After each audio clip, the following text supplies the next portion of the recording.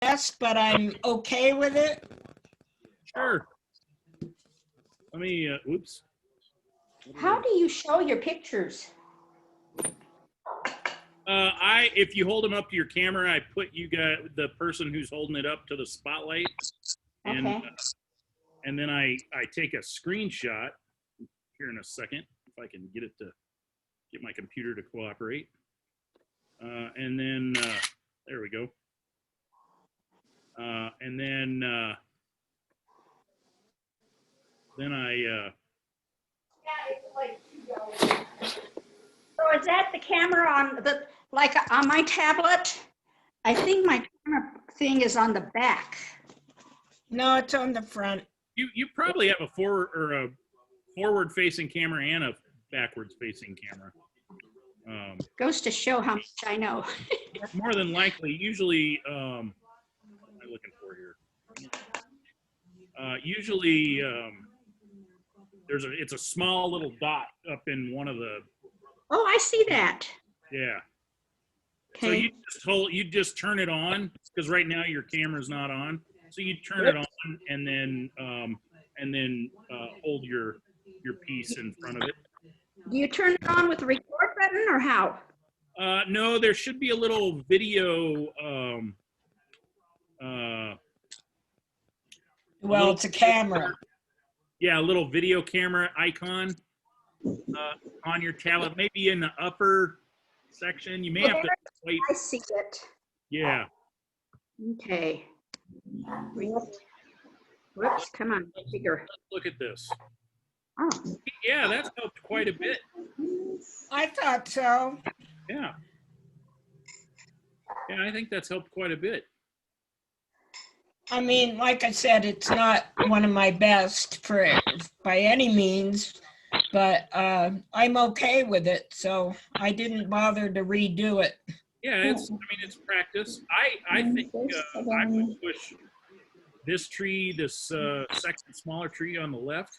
I'd make it a little darker, so it differentiates itself from. Okay. And by making it darker, you'll push that front tree forward a little bit. Right. Yeah, that's true. So bring it, The green stuff? if you kind of, make everything to the right of where I'm kind of scribbling, that's not a very good tree that I put on there. But if everything on this side is darker, right, push that tree back in space so it'll look like it's behind it, and then it'll push this one forward, so then it'll look like it's in front of the. I will try that. That's good. There's Kathy. So Michael, when you're just let me know when you're ready, and we'll see if I can show you mine or not. Okay. Let me close or stop the screen share. But yeah, I think this is starting to look really cool. Those little changes did help quite a bit. Yeah, they did. Thank you for it. Oh, you're welcome. They look good. Yeah, so go ahead and let me close that real quick. So yeah, try turning your camera on there. Okay. Am I on? No. No. Well, I clicked on the little camera, but nothing happened. There's a little video camera. Does it have a little, like when it's off? When it's off, it should have a line in it. When it's It says a little bit. Let's look at my hair. I didn't even look at that. Okay. I look like a skag. I just took the eagle for a while. I'm going to show you first my failure, okay? Okay. Spotlight the thing. What happened with it was that I whoops. Down. I was too big in my tree stuff. You did what? My tree was terrible, and my panes were too wide, and I couldn't fix them because of the blue. I don't think it looks terrible at all. So then, this is my new one. Let me rearrange the tad here. Whoops. Let's see if it's showing. Oh, I'm covering something up with my fat finger. Well, maybe if I stand it up. Oh, something happened here. Yeah, you turn the, oh, there you go. Okay. Okay, so this is my new one, Uh-huh. which my tree looks much better and my windows are much better.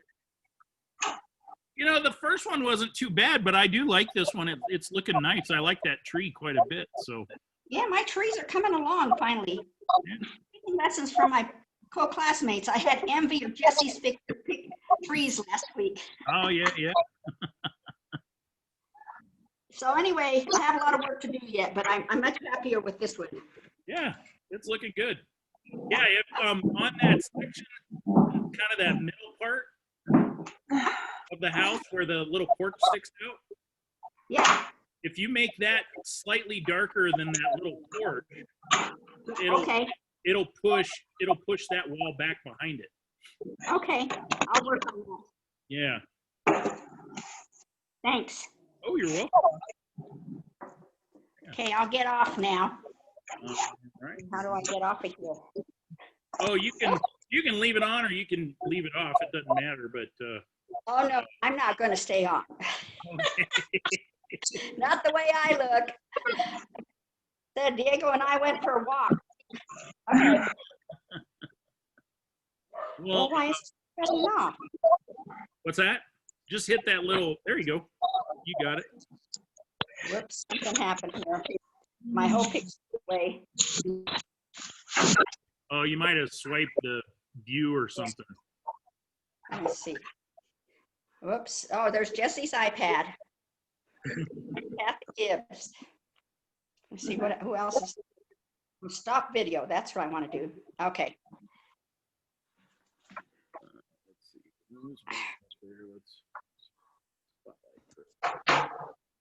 It's spotlight. Spotlight. I'm having to remind myself what I'm. So you guys can all see my painting now, right? Yep. Okay, good. I just have to make sure I'm. There's a lot of noise breaking up the sound. Yeah, somebody may have to turn their mic off for a little bit. Unless they want to say something. I'm not sure. It may be picking up somebody's. Oh, I thought that was a rock. That's one of my original.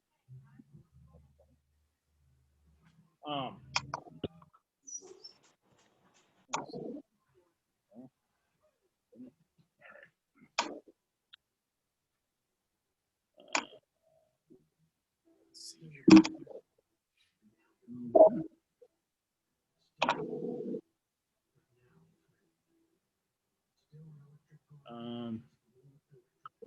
Let's see. So, hey, Kathy, if I didn't say hello before, I'm sorry about that.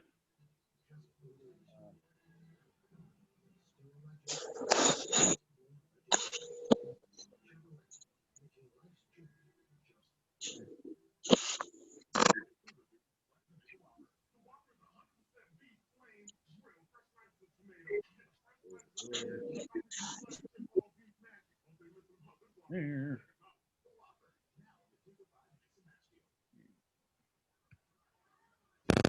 And then I need to find my sketchbook. I had to move stuff around quite a bit in the last week, and I can't remember where anything is. That's no good can come of cleaning.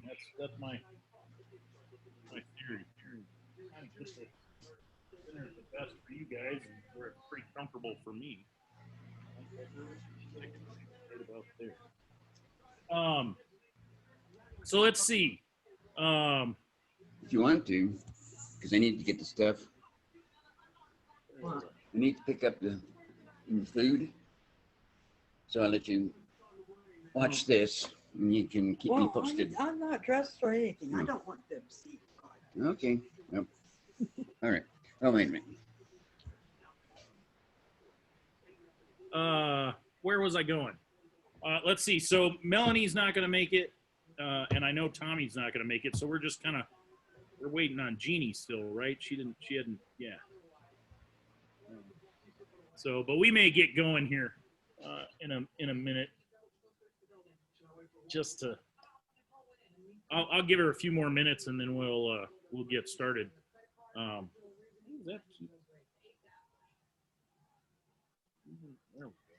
Well, we got the mountainside and the sky, right? Yeah, well, there's still some stuff we need to do in here too. Well, yeah. But yeah, the big things are the sky and the mountain.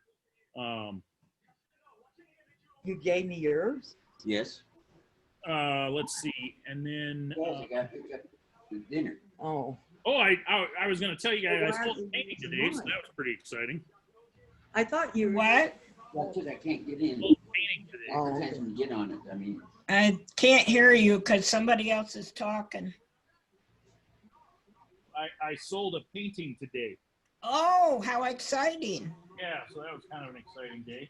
Actually, they had a really good day in the shop. They did like, I think they sold like 6 paintings. It was something like $6,000 in sales today. Whoa. Tara said, Congratulations. yeah, Tara, well, I didn't sell $6,000, but the shop did. Yeah. The shop did. Well, that's good. It was only a sixth of that, but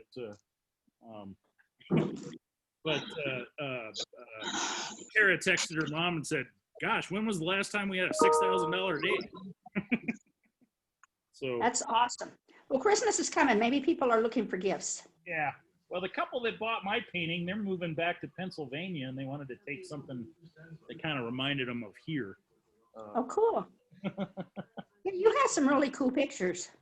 Thank you. I walk through there periodically. Oh yeah. It's funny because I walked into the Jinx's sister's house the other day and I said, "Is that a Michael Bullock?" And she said, "Yeah, how did you know?" Yeah, Jinx. Was it Jinx's sister that bought it, or Jinx bought it for her sister? I can't remember. Well, I don't know because I think her sister's roommate Lisa bought it from what I understood. Oh, maybe that's who bought it. I know Jinx owns at least one, maybe 2 of mine. Yeah. And because she and Dick, I think she bought one and Dick bought one. Nice. Back when I had that show at the college Mhm. Right. years ago, and then maybe it was her roommate, her sister's roommate. Do you remember who her sister's roommate is? Her name is Lisa. I don't remember her last name, and I don't know Pokey's real name. Her sister is Pokey, but Yeah, Lisa. I bet I know her. I'm trying to remember what. well, Jinx calls her Lisa because she has a daughter, Lisa Lynn, and so they have Lisa and Lisa Lynn. But I don't think I ever heard her last name. So That's all right. I'm just trying to remember who it was and which painting it is. It's funny though. I used to remember, because I sold just a few paintings when I at one point. I mean, that's the way it works. right. But I could remember who bought what, and where it was and where they lived. And now I can't. It's not that I've sold a lot, but I've sold a few, and enough to where I'm like, what painting was that again? Yeah, and to be honest, I don't even remember what the painting was. I just knew it was a Michael Bullock. That's funny. Well, I think you're very distinctive, and I think that's what makes you such a good artist. So Yeah. A friend of mine's son, she works at the Children's Museum, but she used to just work at the regular museum when I was working there, and her son went to some show where my pieces were in it, and he was like, "Oh, I really like that one," and she goes, "Oh, that's my friend Michael that I work with at the museum," and so anyway, I got to meet him one time, and then they were somewhere else where some of my work was hanging, and he goes, that's that painting, that's that artist friend of yours, and he actually saved up some money and bought a print How cool. for himself because he liked it so much. He was like, I think at that time he was like 12. That's Wow. neat. That was kind of neat. Well, why don't we go ahead and get started? If Jeannie gets here, she can get caught up, and then I know that Tommy and Melanie aren't going to make it. So, yeah. All righty. So now I got to remember I made notes and then I've lost the notes. That was what I was looking for, and it wasn't. I thought I put it in my sketchbook, but I did not. Oh, and I started my mural this week too, so that's good. Where are you doing a mural? Behind Boone's Tie. Ooh. Yeah, so it's actually behind English Color, but it's all the same building, and Maury, who owns Boone's, owns that. He and his wife own the whole building. That's so what's neat. it gonna be of? It's kind of one of those. It's more abstract kind of stuff than what I normally do, but it's kind of in the style of those visit wherever postcards, that have the large letter and then it's gradually gets smaller and they have little pictures within the letters. Oh yeah. So it's all stuff that you can do in Farmington. Cool. But it says explore the heart, and then explore the heart of, and then Farmington's really big, and then it says historic downtown. Nice. And then it has that logo I designed for downtown Farmington. So it should be kind of fun. My niece and I were out there till like 11:45 last night trying to draw it on the wall, and I was using a projector because I thought that would be easier, but it was so bright back there that it took us much longer than we anticipated. So, all right. So Well, Denise, an artist too? she is. Yeah. Yeah, she really likes painting. My mom started her painting. Gosh, when she was just a baby, my mom would babysit her and Awesome. a lot, and so she painted with my mom a lot. Mhm. And, she's actually a really good artist. That's She's 15, Uh-huh. so You should have a real show. yeah. Man, one of these days we'll have to do that. Maybe we can, if I still have pieces. Well, I know I'll still have pieces of my grandmother's work and definitely of my mom's. We can have like a 4. We did a 3 generations of art show. That would be awesome. 20 years ago with my grandmother's and my mom's and my work. It'd be really cool to do a 4 generations. You need to be tell us if you do that. Yeah.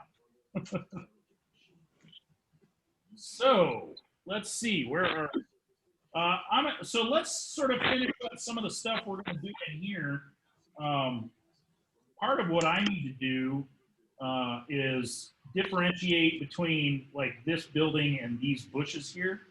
And the way I'm going to do that is use this tree, since it's technically in front of this, it's to the front of this building. I'm going to use it to kind of cast a shadow across, so it'll be similar to what I've got going on in this shadow. This kind of turned out a little dull, which is weird. But it's going to kind of come in. I have to kind of think about this for a second. I think it's going to come in kind of at a slight, let's see. I think it might be, so let's see. I'm just kind of trying to visualize. It doesn't have to be perfect. People won't really care. But if let's see, the light's coming from there, it'll kind of come in that direction. So I think that the top of my shadow will be, let me grab a pencil here. The top of my shadow probably shouldn't go, but like if I use this as kind of my guide, and I have some, pull that across parallel. I'm thinking the top of my tree probably shouldn't go past like that area right there. Just for consistency. It does not have to be exact, but I'm trying to decide if I want to kind of angle a little bit to help push. I don't want it to angle too much. I don't want it super straight, but I'm thinking probably somewhere in the neighborhood of like that kind of an angle. So I'd want it to follow kind of like that, I'm thinking. What do you guys think? Do you think that sounds good? You guys are probably just going, I don't care. Show me it again, please. It'd come in kind of, if you envision the top of the tree being the top of the Right. tree, it kind of come in at about like that. I actually like your building without a shadow. Well, I do too, but I want to push this back. It needs to be pushed back, and I don't think a little bit of it. It's not going to be super dark. A little bit of a shadow coming in here, and it'll be a lot more modeled. Like I'll have a lot of the light. I'm going to try. It won't be very dark, and I'll have a lot of this light peeking through. But it'll essentially be. I kind of sketched it on there. Let me zoom in on this. Let's see, did I start recording? Yes. So you can kind of see that would be the top of the tree area. That little line there is. Michael, I didn't see the recording from last week on my computer. I got the message about the little spray bottles. Oh, did I not send out the link? Yeah, you did. Oh. You did. Because I used by it.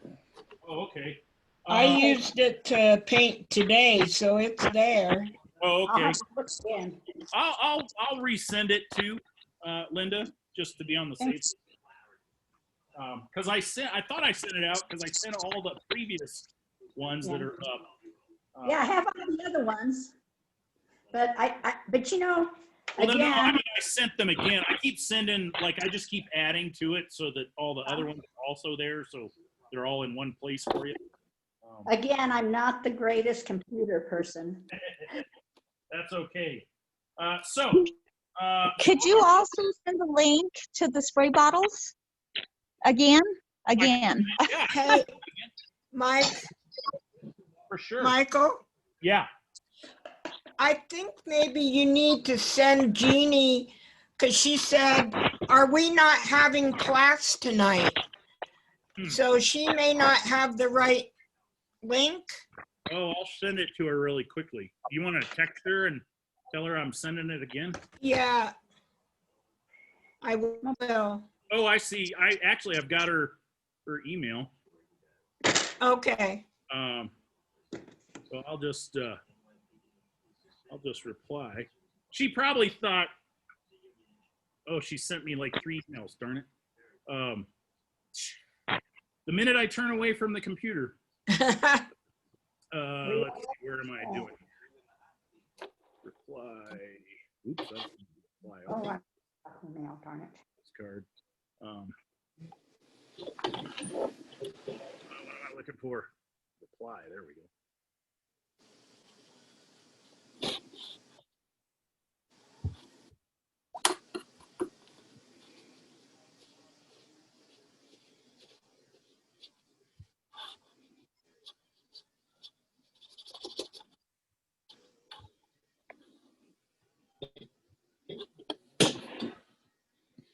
Yeah, maybe because I didn't send out another link today, which I should have. I bet that's what happened. Yeah, probably. But that's okay. Yeah, the one I just sent me 3 emails and I stopped looking at my email about. Yeah, well, I saw 2 of them. Yeah, there was one at 6, one at 6:04, and just now at 6:21. a little bit. So Watercolor supplies. I have the The- one on supplies. Oh, wait. See, what day was this one? The one with last week's was set out with the Zoom thing. yeah, I mean, I always include that, but it's always good. Right. I just got to where I include the Zoom thing in every email, and I include the just so hopefully you guys can find it. But sometimes, Well, it came out on Thursday, so if who was it? who Who was it didn't see it? I Linda didn't- was for it. So I'm looking right now. What day was Thursday? Was that the 8th? Might have been. let me. You look at the calendar. My calendar. Oh, it was. There, I see it now. I hadn't seen it before. Have you got Jeannie's phone number? I don't have her phone number, but I just oh well, I can't call. My phone is in use at the moment. I was gonna say I could call her, but I don't have her number. I don't know that let's see. Do I have it? Okay. It is here. I just went in and specifically looked for your name, Michael. Oh, okay. And it's my college email, not my normal. Right. Okay, let me go in. So, but I pulled you up on Zoom from a previous class. Oh, that's fine. You can do that too. Let's see here. Back roster. That's spring and fall.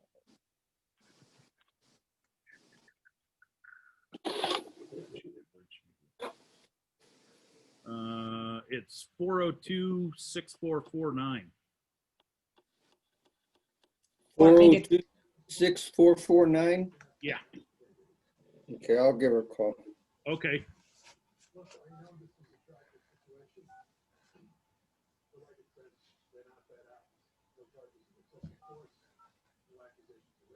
We'll give her a minute then.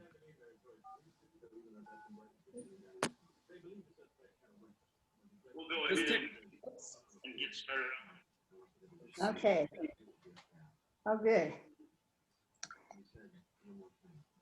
Oh, so you got it and it's working? Yes, I found it. I'm looking at it on the phone. Yeah, we'll give Linda a second. Or I mean, not Linda. We'll give Jeannie a second. I'm good.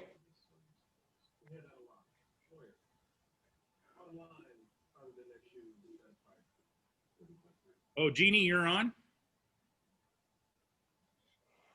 No, I think that was Linda. Oh, that was okay. Sometimes technology is fun and sometimes it's. Well, you know what's really bad for me is my daughter is a computer network engineer. My grandkids, my oldest grandson, my daughter built his first computer when he was 3 years old. Yeah. And here their grandma's a ditz at it. I have computer karma. When I touch it, it goes bad. That's the way my nieces and nephew are. They all have had computers since they could talk, probably before then. Michael, Yeah.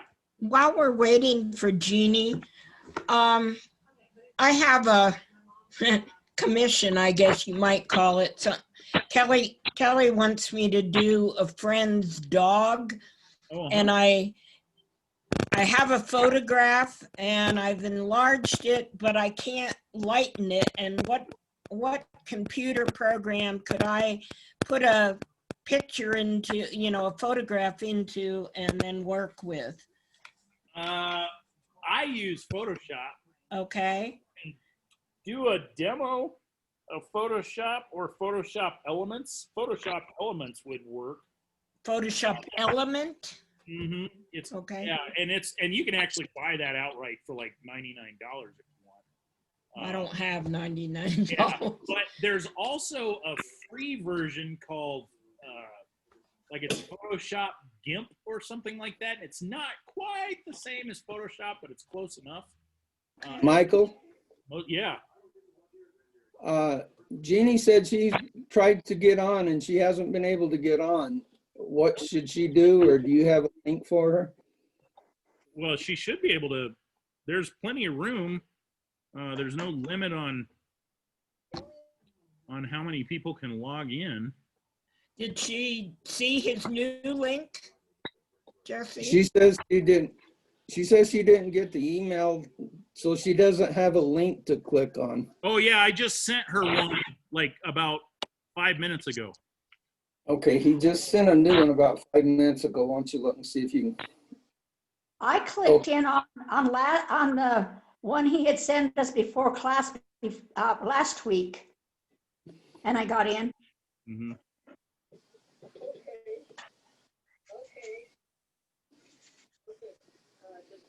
Okay. Okay, she's trying just a second. Right on. Yeah. Oh, so anyway, so you can use, yeah, there's one called, I think it's called Photoshop GIMP or Photo something GIMP, GIMP. Okay. And it's a free download. I used it for a long time before I could afford the basically free version of Photoshop that I'm using now because of the college. If you go, did he do that on another?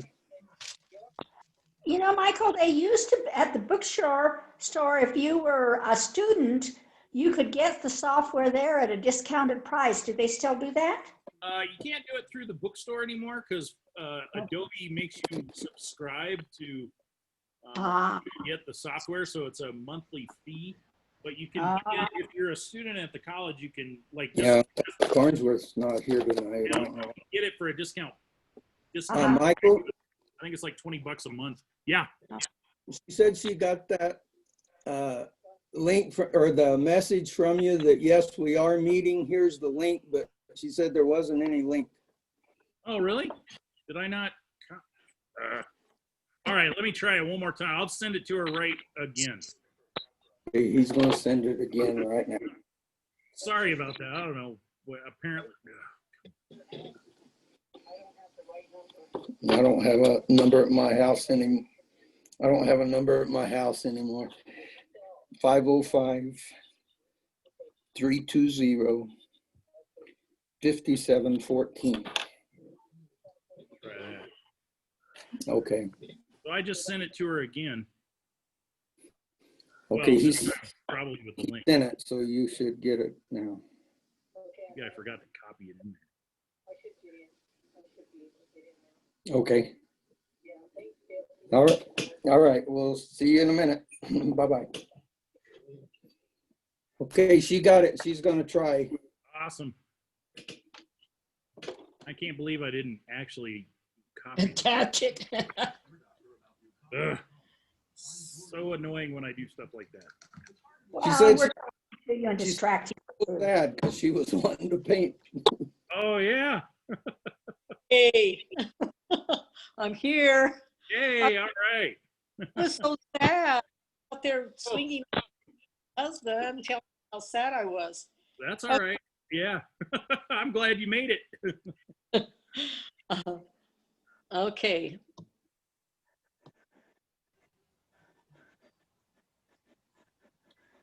Okay, so let's go ahead and get. So we were talking about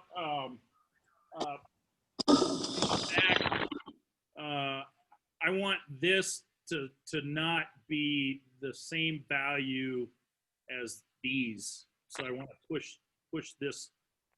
I gotta stop trying to look at my laptop. I feel like the weatherman. I'm like, oh, there's a warm front coming in from over here. Because I'm watching myself on the laptop. I don't know why I was doing that. Okay. And my painting's actually behind me.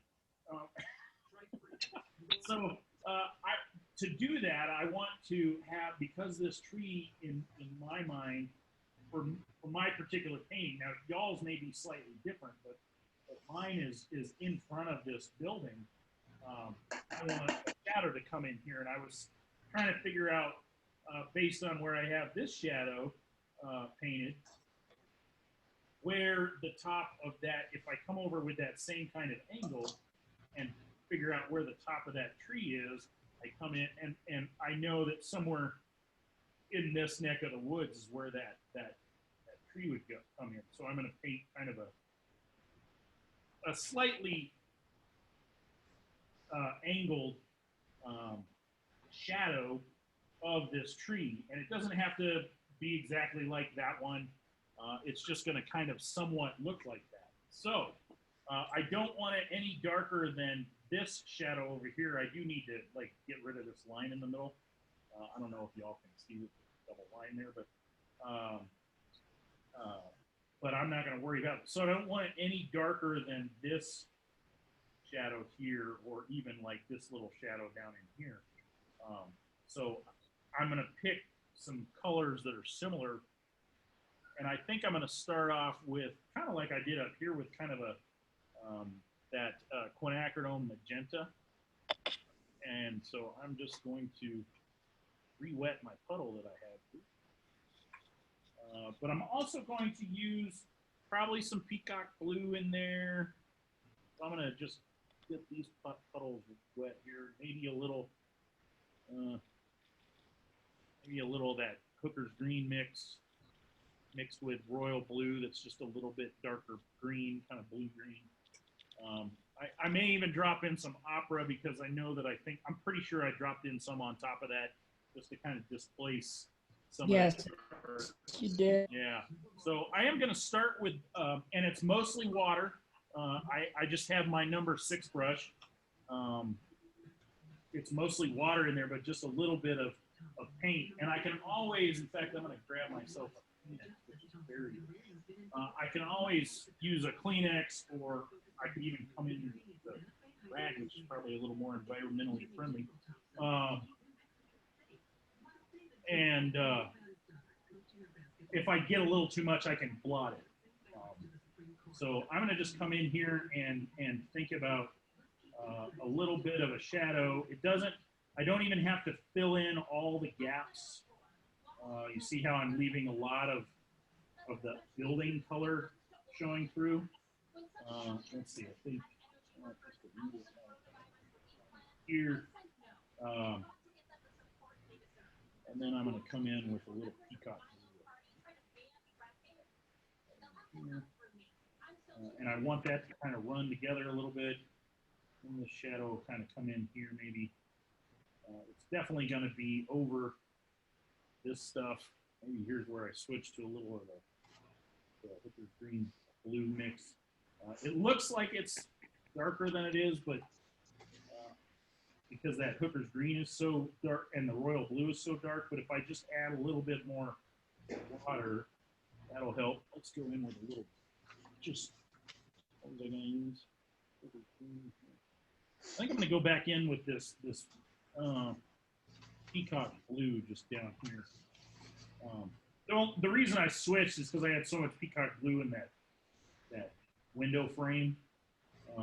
So I'm going to come down here, and as I get to the bottom of the building where it meets up with the top of these brushy, bushy things, I'm going to look at or pay attention to the shapes that I make at the bottom of this shadow. So really, it's just maybe there's a little few hitchies sticking up like that over here.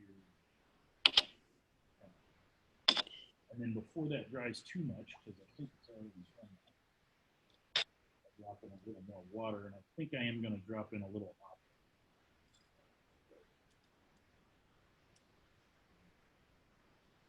Just to help make that pop a little bit more,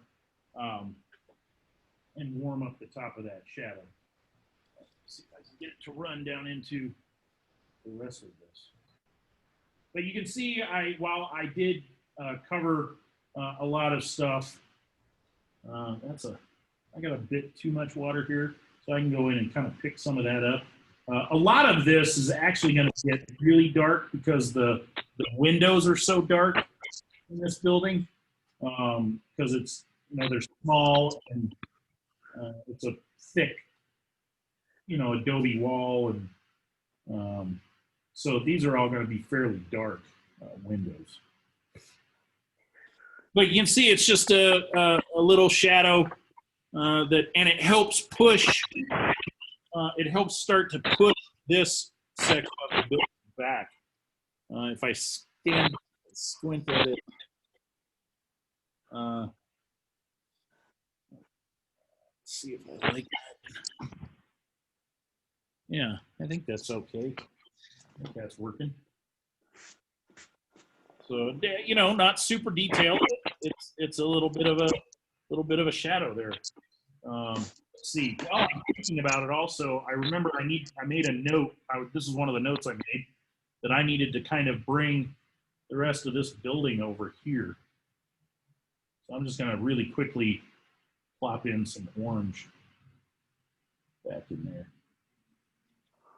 I don't even have to go into a lot of detail. It just helps complete that thought. Won't that be covered with the mat? Some of it will, but some of it won't. And you know, even if that much of it's covered, Right. Kind of peeks out there and sort of completes the thought. So it doesn't look like the building goes whoop, and is only that wide. So even, yeah, it's just getting it to kind of, and I'm not going to do anything else to that because I'll also end up having a little bit of blue over the top of it, but it just helps that mass, you know, somebody know that mass continues past where they're looking. But that's all. I noticed it on, I don't remember whose I was looking on at last week, and I was like, oh, you know, mine's doing that same thing. It looks like it ends probably right about there, and that's a really weird narrow room. So that kind of helps. Now over here, I still want to kind of differentiate this a little bit. I'm not going to really do any shadows because the sun is kind of above. You know, these shadows from these bushy things would be below the wall line. I may see a little bit over here. I haven't quite decided what I'm going to do over here yet, but I want to push that bit of the wall right there back a little bit. So I am going to come in with just a wee bit of the, let's see, I think I'm going to use a little alizarin crimson. If I can find a spot on the palette here that's kind of clean. Oh, that's not it. Keep doing the wrong one. Okay, there we go. Alizarin. So I'm going to come in with a little alizarin crimson. It's going to make me a little puddle here. I'm going to start down here because it's going to be a little bit darker, and then I'm just going to let it bleed up by using water. So I'm going to come in and kind of sculpt out of that bush a little bit. This looks really dark, but it won't dry that dark. Plus, I'm going to add a whole bunch of water here in a second. I'm going to completely clean my brush out and then just kind of pull this up. There. So that I get just a bit. That helps push that back a bit. I think that needs to come up just that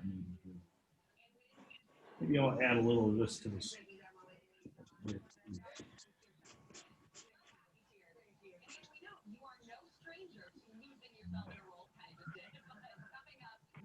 kind of blend it. But that you can see that now pushes this, you know, all of this stuff has now been pushed forward a little bit. Hopefully that makes sense to everybody. And I kind of want to do the same thing here. Even though this is fairly dark, I have quite a bit of light yellow right in here. So I'm going to push that back very similarly with alizarin crimson. I'm just going to kind of, I like the shape that I have there, so I'm just going to kind of mimic that, you know, or trace around it and add just a wee bit of alizarin crimson. So I'll push this wall back. Pull it up. And these are things, you know, a lot of times when we're painting something, this is something that we wouldn't necessarily notice until we got along this far. I don't want to come up too high because I don't want this to compete with that. You know, I want this to look like it's behind that and this to look like it's behind that.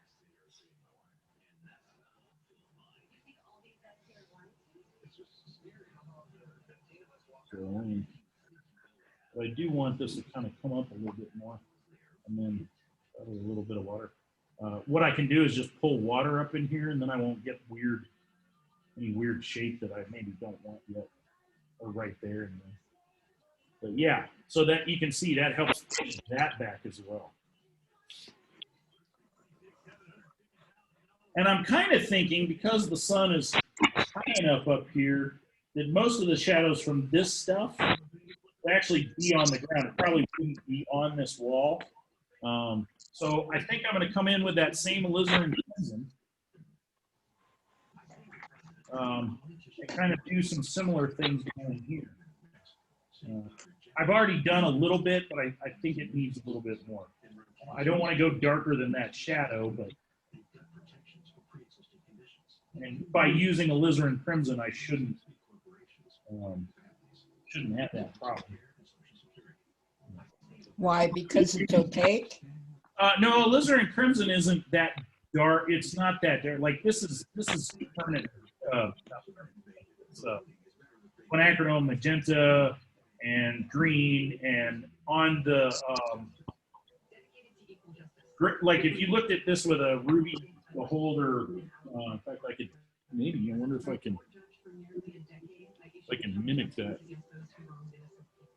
You can see that this section right here automatically looks darker than that, where I just put that alizarin crimson. So on that as grayscale, this will still read lighter than that. Aren't you in class? What's that? Oh, sorry. Oh, no. That's all right.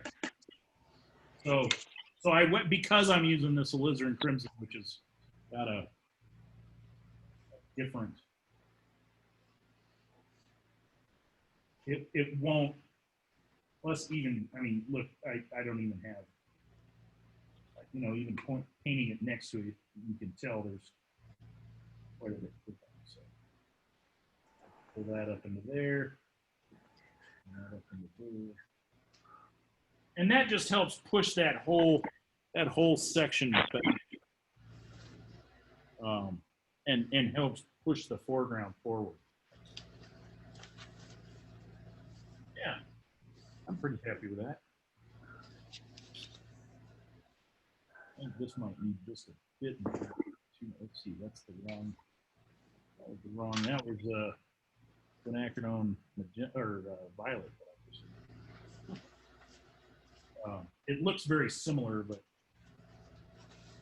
the alizarin crimson is a little bit lighter. In fact, permanent magenta or quinacridone magenta, alizarin crimson, quinacridone violet, what is it? Quinacridone magenta. I mean, all those kind of colors are very similar, but they do have some slightly different characteristics.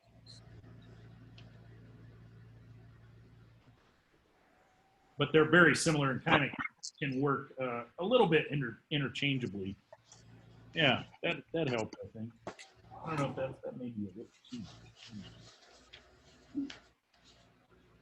I don't know that I want that line that hard.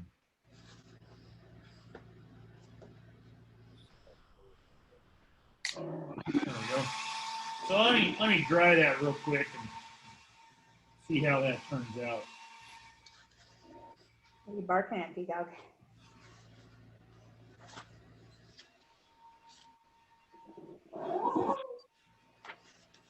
Yeah, I feel like maybe I need a little bit more up into here.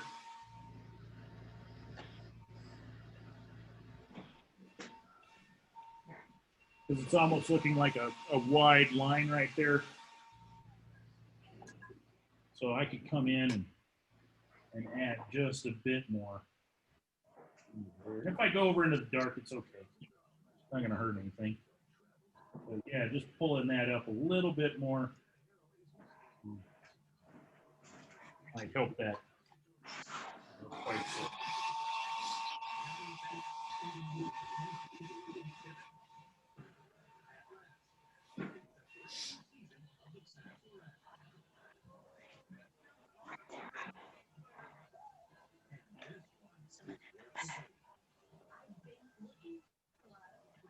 Yeah, and if I hold this, and you can still see the oops.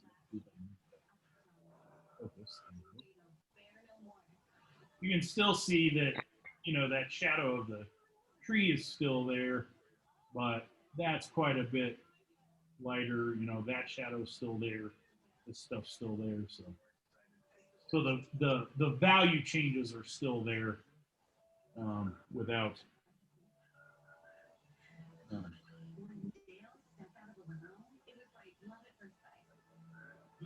without losing too much. But even like if it's a little easier if you have this thing in person, but even here, like I can see value change between this light area and this slightly darker with the ruby ball. Which these are available at your fine quilting and fabric stores anywhere. And you can get a green one too that helps with the blues and greens. But in fact, this one used to have a little bit added on here that was a little square that was cut out so you could look one eye through the red and kind of back and forth with your eyes. But that has since broken off. But I think I got this at Patchwork Kid downtown. I'm pretty sure they still sell them.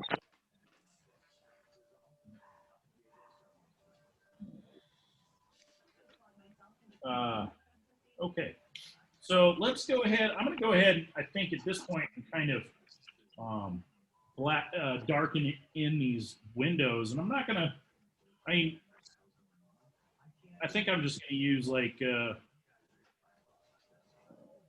royal blue, maybe with a little, I'm not going to do any huge amount of color change in there. So I'm just going to use a dark blue and kind of come in. And if I don't, sometimes I'll leave, like I'll paint in most of the pane, but I'll leave a bit of it, like there's a bit of reflection from something. So I'll kind of do something like something like that, where there's a few little dots of the, you know, lighter color. Maybe there's where I left some from the tree, a little bit of a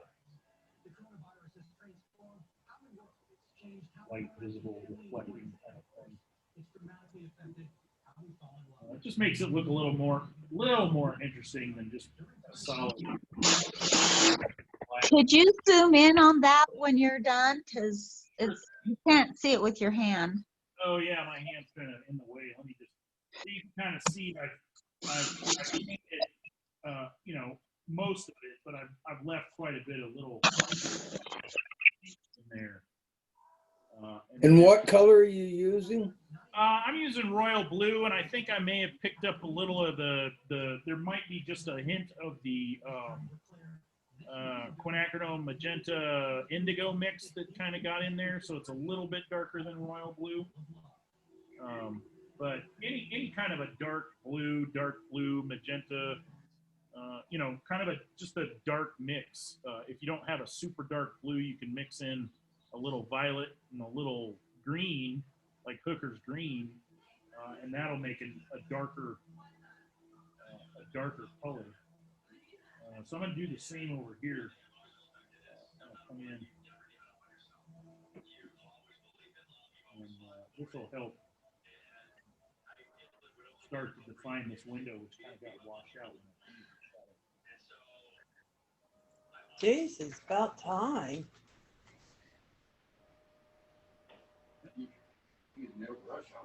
Huh? Well, I thought they called you. Huh? Yeah. Why is the door open? Why is the door open?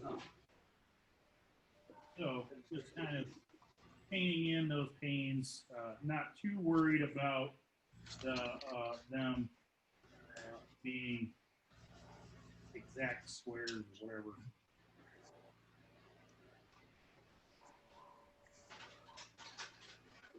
Reflection on that one, but enough of it, you know, like if I really zoom in on that, my phone.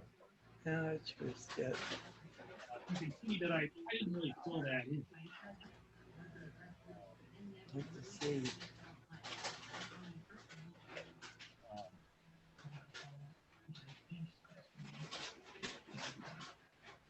And the cool thing is, once I add a little dark, even if you know, I've got a little blob of light in that pane, or window pane's a little bit too thick, I can pull over, paint over that a little bit.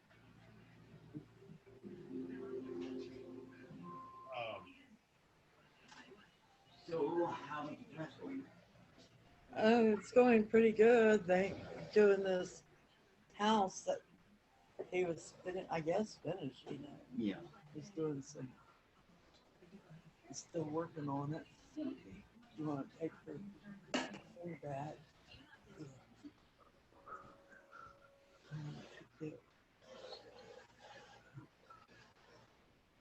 So yep, just fill in.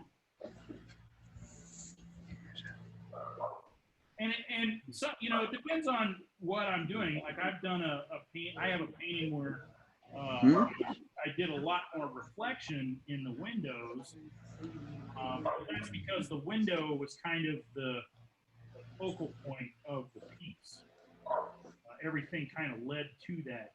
It was really a big glass door, but you know, it showed the reflection of the garden that you were standing in. Are you sure this is fine? Yeah.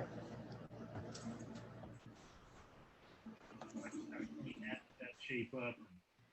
Michael, I can hardly hear you. Are you far away from the mic or something?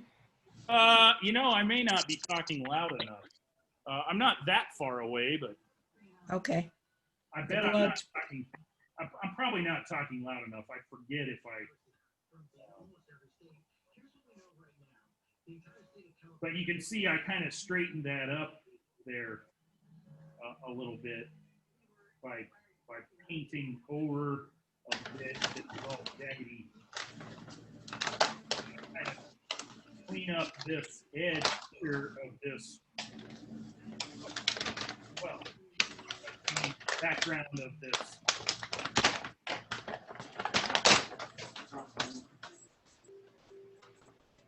You know, by painting this window in here.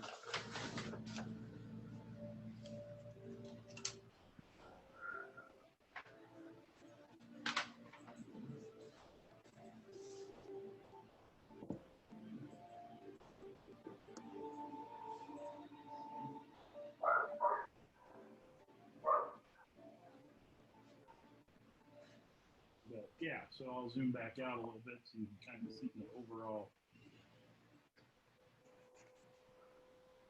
picture. This window is a little wonky shaped, but that's okay. And then I'll just come in. I may kind of switch this up and add a little bit more green. It's fairly dark right here. I may add just a hint of green into this mix, this dark mix that I've got going on here. It may or may not be that noticeable.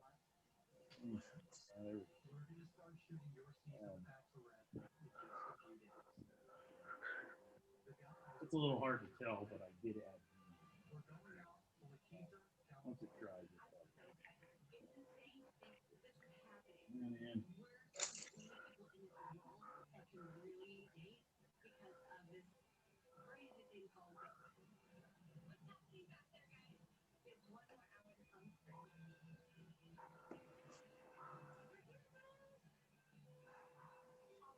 And this one I want just a wee bit clearer because, or cleaner because it's a little closer to it.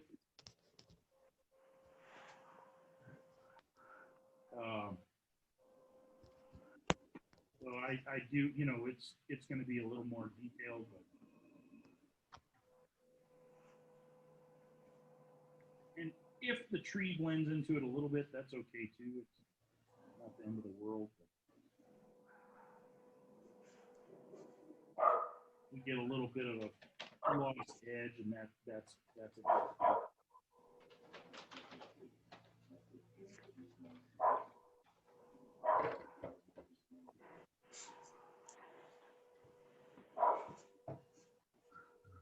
Hint at that. Yeah. I think that's looking all right. What do you guys think? Yeah, looks great. So, and later, if I feel like these are too bright, like these whites are too bright, I can go in and add a hint of, once this is dry, I can add a hint of like opera or something to just tone it down just a bit. But I'm going to wait till I see what, you know, the overall thing. It may be, may be too bright. Right now, it's looking like it might be. I'm going to give it a minute. And now I'm going to just kind of make up some details on this post. There aren't a lot of details on it anyway, but I want to add a few little details to kind of give it some shape and volume. So I'm going to come in with that same dark blue. It could be indigo, it could be royal blue. I'm going to use this, you know, number 6 with the best point I can get on it. And I'm just going to have, like, there's going to be a little bit of a shadow right under here. And a bit of a shadow on this side of this that I want just a wee bit darker. Let me zoom in on that. So you can see that it's going to be just a hint shade hair darker than that shadow that's there. But I've also left, if you look really carefully, I can hold my camera still, you can see I've left just a tiny hint of light bit sticking through. And then I want to, so that's the sort of, what's that called? Man, my architectural history is failing me. The sort of the top of the column, whatever that was called. And then I'm going to have this beam going across. It's kind of divided there. And then I think I'm going to paint a little extra dark right across there. And when it dries, it may be a little hard to tell that it's there, but it will be there, and it'll look like a bit of a slightly darker area that's the bottom of that beam going across. And then this is kind of comes down, and I don't want a lot of dark on here, but I'm just going to lay in just a skosh, a little fine line, and because this beam is round, or this post is round, this column is round, I'm going to soften it.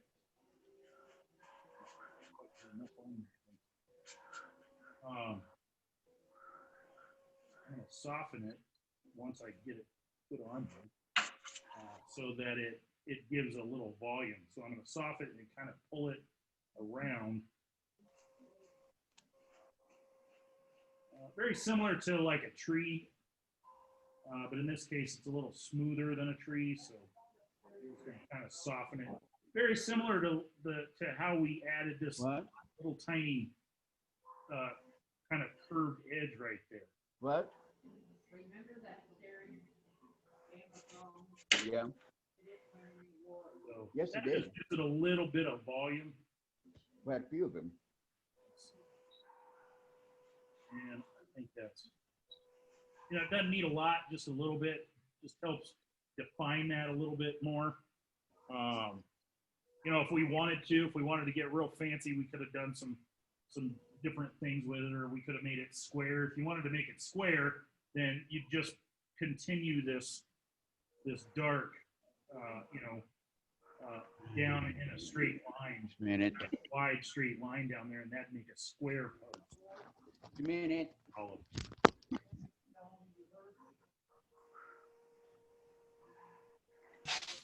Hopefully that makes sense. Well, it certainly makes it pop out. Yeah, and it again, it does. It makes it pop out from the background a little bit. I'm gonna straighten this kind of. Right. Yeah.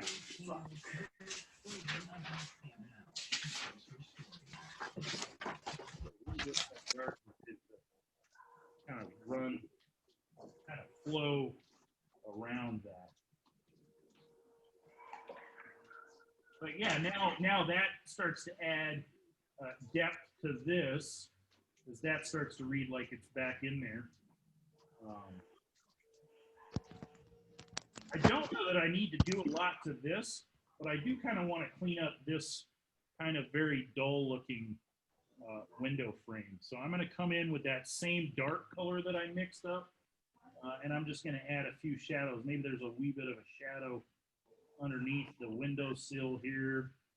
Maybe there's one here as well. And then it's going to, I'm going to have a little bit of line there. Maybe there's a small, I don't need a lot, but put a little bit of a real thin line on the edge, just to kind of clean up this and sharpen it up just a skosh. Again, these windows aren't the focal point really. They're just there to kind of lend credence to the fact that this is a house.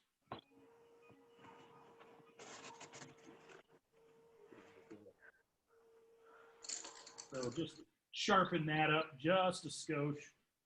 Maybe there'll be a little bit of a line going through there. Lighting.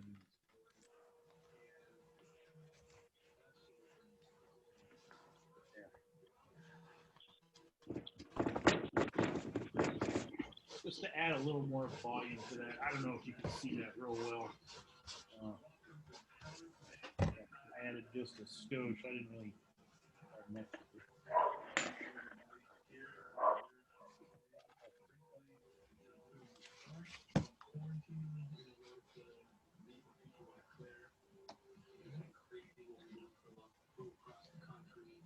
Basically, I'm just using like 2 hairs of the brush to kind of get a little bit.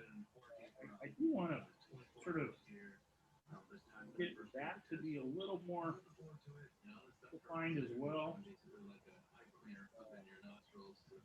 Doesn't have to be super well defined, but just it needed just a wee bit more.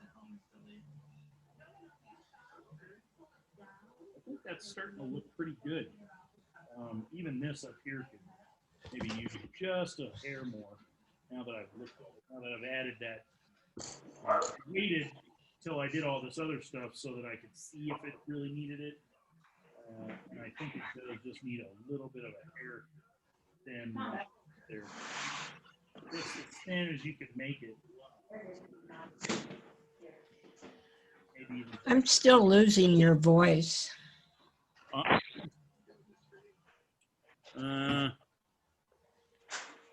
There, that's much better. Well, yeah, that's because I'm sitting right in front of the laptop. Maybe if I kind of, I think, before I kind of angled my way or kind of angled my head towards the computer a little bit better. But yeah, so I would just add, and even though I have a very loud booming voice, I find that sometimes I mumble. So if you catch me mumbling, I apologize. I think that's what was happening there. When you're standing right next to me, you probably hear me a little bit better than when my laptop is across, a couple of feet away. Right. So just kind of cleaned that up just a skosh. And then I was going to add some just in here, just a hint more of that detail kind of thing going on in there. Doesn't need to be a lot, but you can see I added just a wee bit more. And while not super important, it does help define those elements, even though they're kind of in the shadow quite a bit. It defines those elements fairly well. Okay, so I want to do a little bit more on this kind of foreground, just to, I mean, some of it's going to get covered up with a little bit of that blue, which is unfortunate because I really like this, but also at the same time I know that this here will pull your eye out of my painting faster than, which is kind of why I mimicked it. It turned out so cool here, I mimicked it over here. I think that's the order I did that. Maybe I did it the other way around. I don't know. But I really do like how that turned out. But I know that I need to knock it back with a little bit of blue. But I want to add just a little bit more stuff going on here, kind of like I did this. Right now, it just looks like this is sort of wrapping around whatever this thing and this thing are. So I do need to do just a wee hair bit more.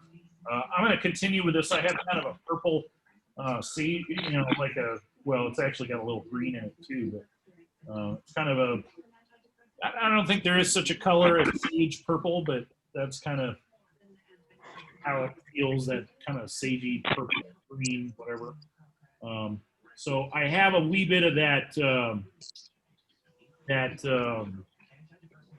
dark, well, it was the same green that I mixed here. I'm going to pull that over, and I'll show you here on my palette.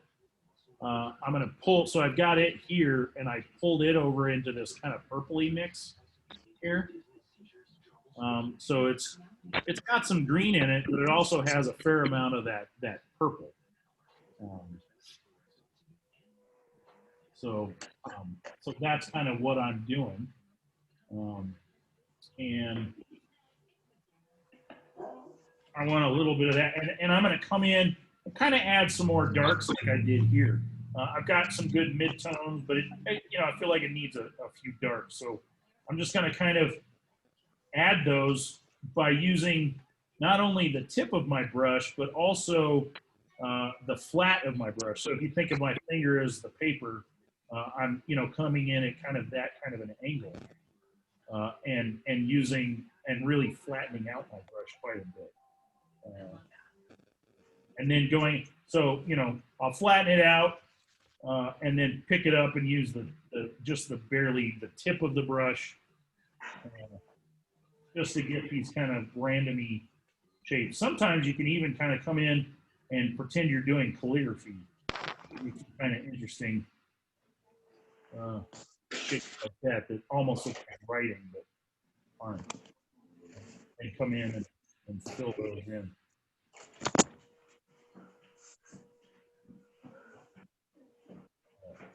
It's really nonsensical shapes,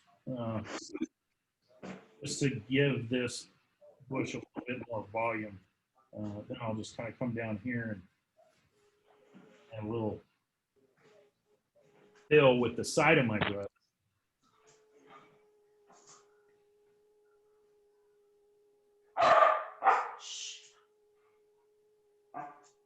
Just adding, you know, I've got some like even darker mid-tones, and then I went back in with some darks. So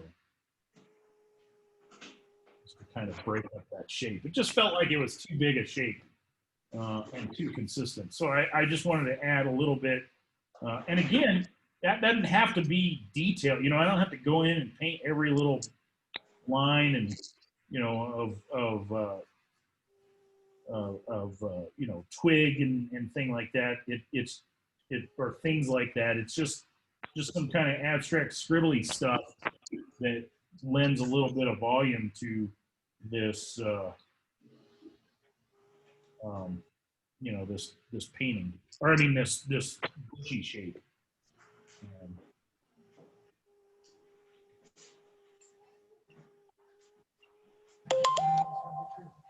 Tom Lynch is kind of funny. He will do stuff like this, and then he'll hide his wife's name in every painting that he does.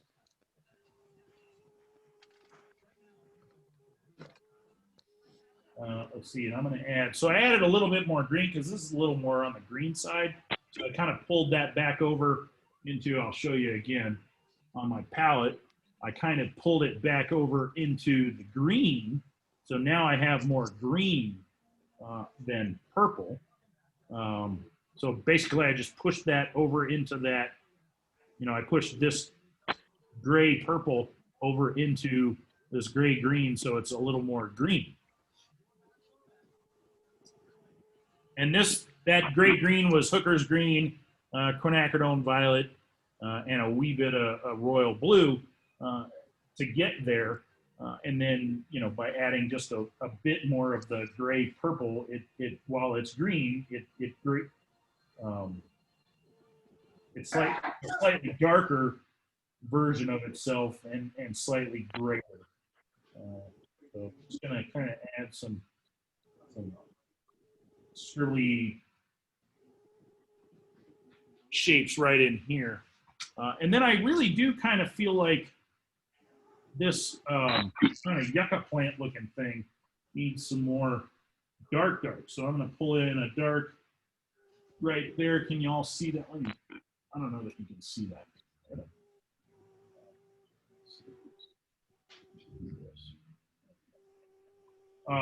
So I put in a bit of a darker bit there.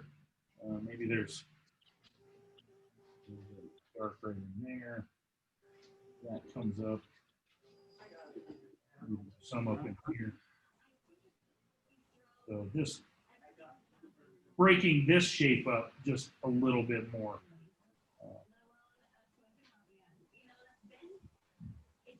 As well.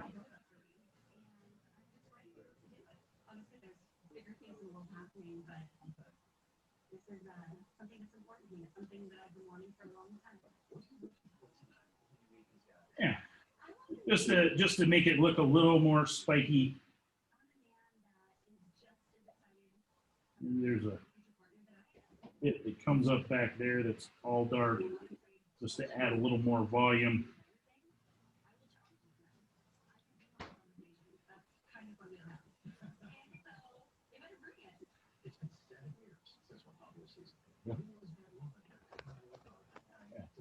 Just adds, you know, a little bit of volume to that that foreground stuff. You can even, if you're not happy with it, you can get your toothbrush a little wet and spatter it. Mine's probably a little too dry at this point, but I can spatter it. And some of that paint will run, but it's a little too dry.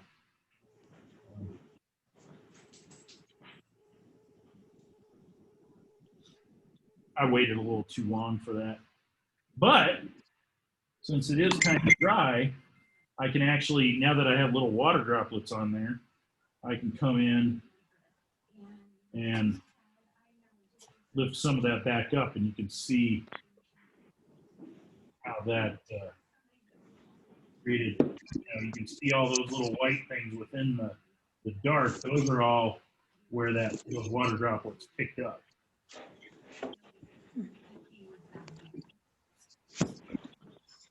So, and that's you could do that anytime. If I took a little bit more, maybe in there, spattered a little water on there, because that's kind of a large dark, and let it sit for a second.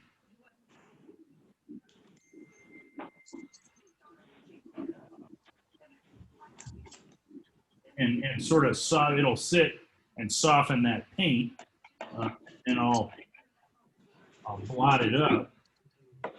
You can see, you can see now that I've picked up little lighter spots in there, and it adds a little bit of texture, more texture to things. So if you feel like maybe that your pine tree is a little too dark in some areas, you can do that. This is also where those spray bottles. So I was using my toothbrush, but I can also use that dot pattern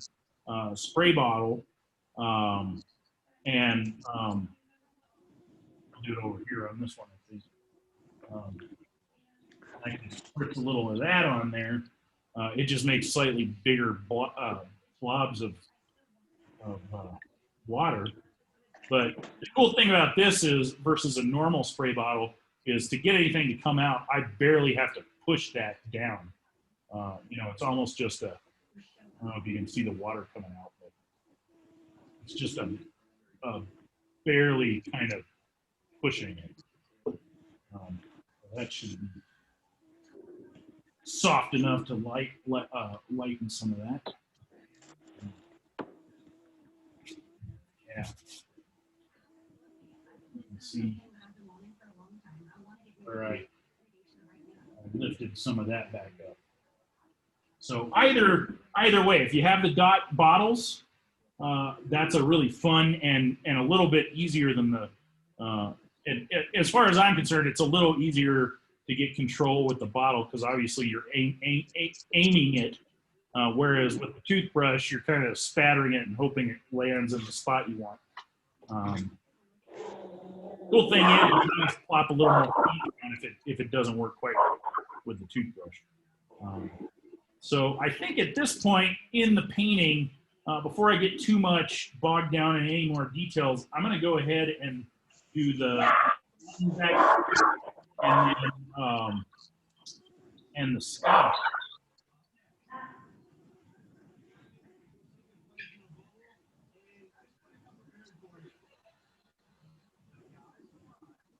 And if we look at the mountain that, you know, the hill, it's really a hill in the original. I'll show you the original real quick because I've got it up on my screen. You know, it's kind of a purple kind of look to it. Just the light that, I mean, it's kind of red soil, but I kind of like that purple look. Now, obviously, I've made my, you know, hill into more of a mountain shape on mine, but I do like that color that's picked up in there. So let's stop. So my mountain's kind of a bigger and farther away kind of mountain versus the hill that's directly behind this hill life.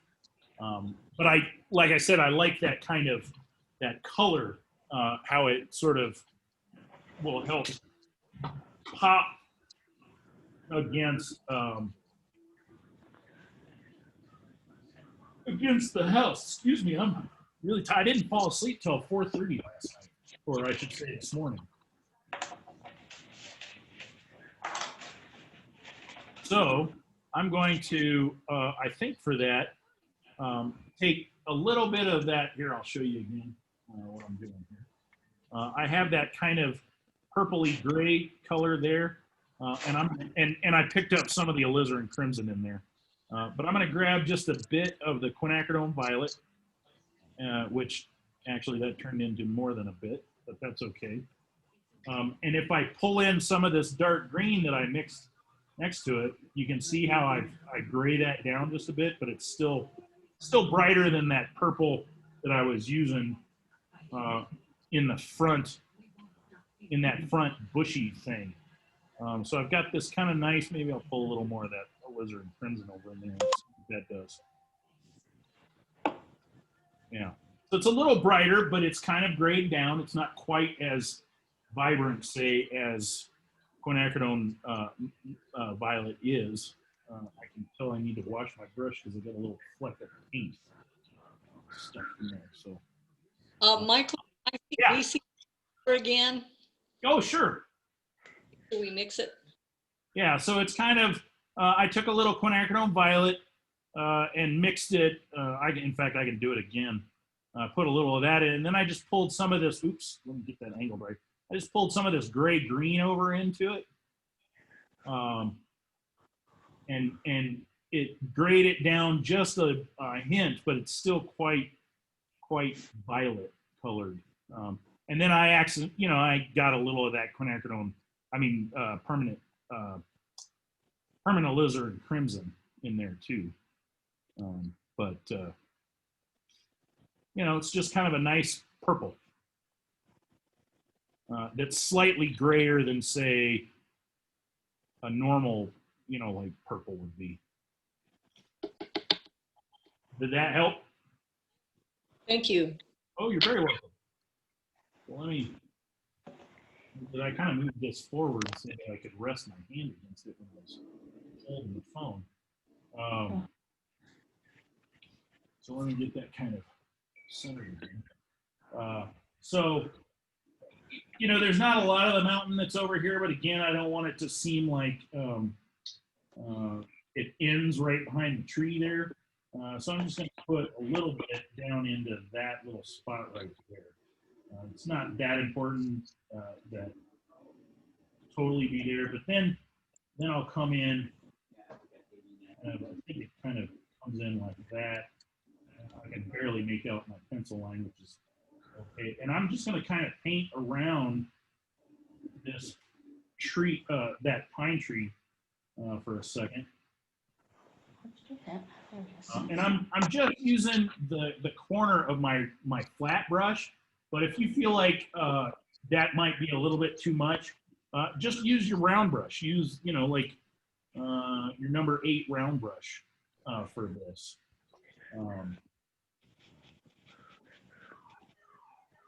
I just like mixing paint with this, and then I was like, well, it's in my brush already. So I'm just kind of pulling this down into between, you know, the crook between those 2 trees, and then where, you know, I'm kind of leaving a little bit of white around the kind of pink area of that tree, and then where it's a little darker, I can kind of overlap, and then I'm just going to kind of bring this. Oh, see, I got a little alizarin crimson flake of paint right there. I'm just going to kind of bring this down. I think I need a little more paint. A little too late. To where it comes in behind the house here. Again, I don't want it, well, not again, but I want it to look pretty dark against the light part of the house, but not so dark that it fights with the you know, the dark side of the house.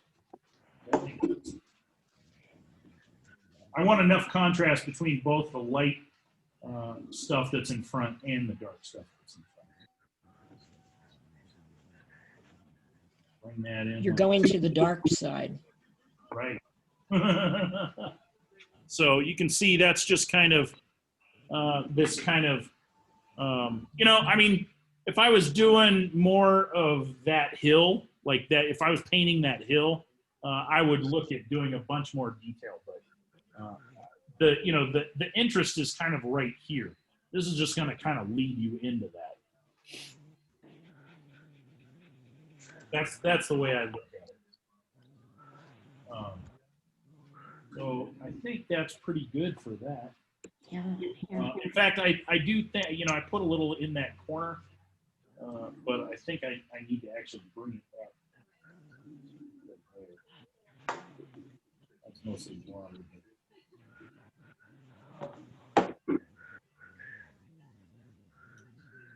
I'm going to switch over to my round brush real quick because I have too much water in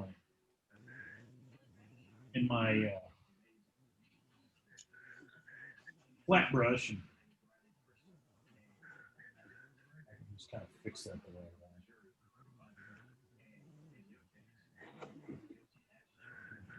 I want. That kind of works. You know, even if there's a wee bit of a line there, that's okay.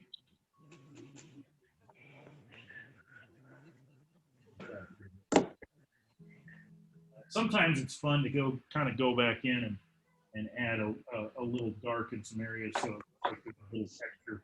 I don't know that necessarily need to do that on this one, but now that I've made this just a skosh darker, I can kind of get that on the whole here. So all I'm doing is just kind of brushing in a little texture.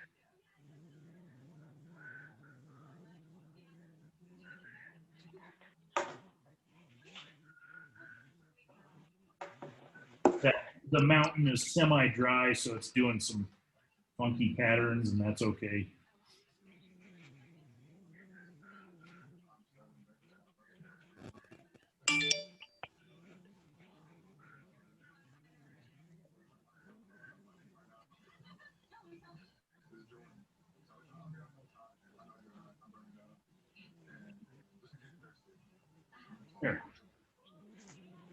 Yeah, I ended up painting over my tree a little bit there, but that's all right. I can actually come in and kind of get that up if I want, but I don't know that it'll make that much difference.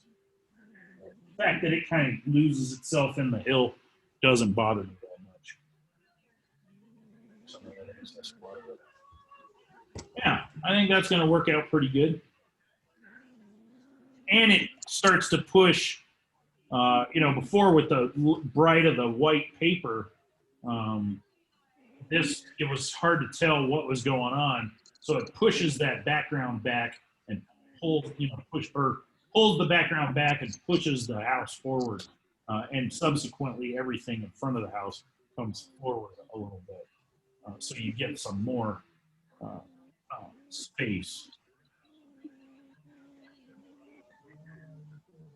And I'm just going to kind of see what I can do with these blossoms, because that could add a little atmosphere by lighting just a bit down here.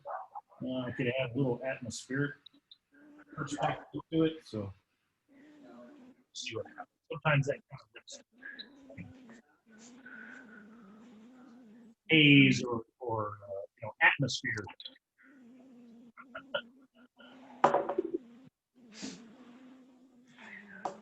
Or in our case, smoke.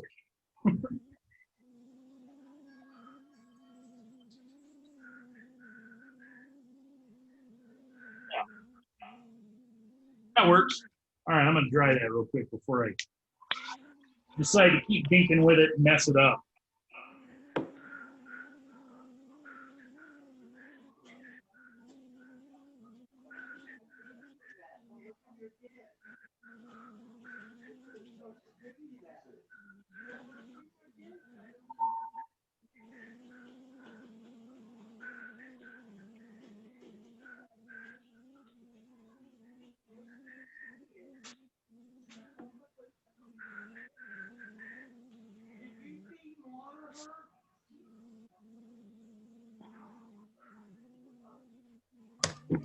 But yeah, that just by letting that kind of, it's not quite dry yet, but just by letting that, it added a bit of texture in it, but not too much.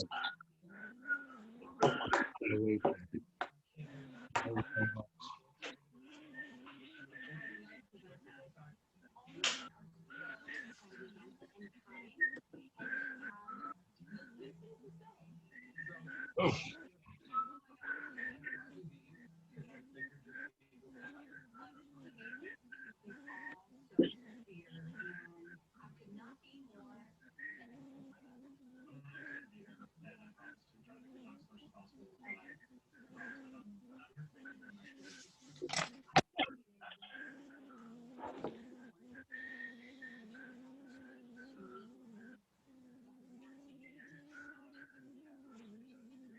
Cool. Okay. Let's do the sky, and then we can kind of do any kind of tweaking we think might be necessary.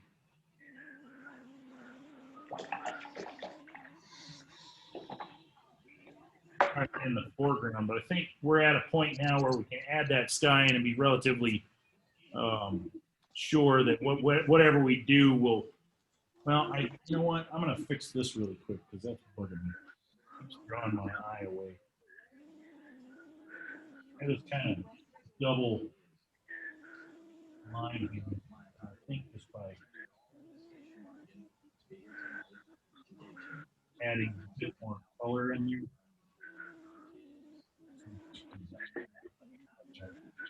And then pulling it down. I can start to get rid of that double line. Man, yes, it's trees.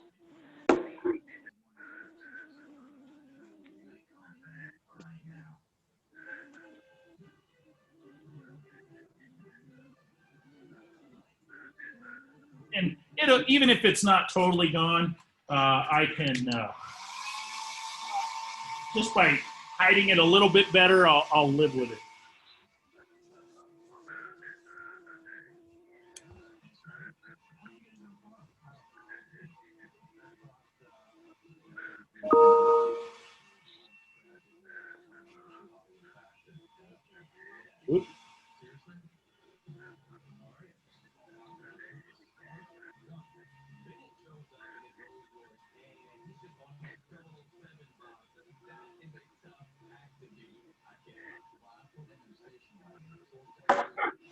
More green.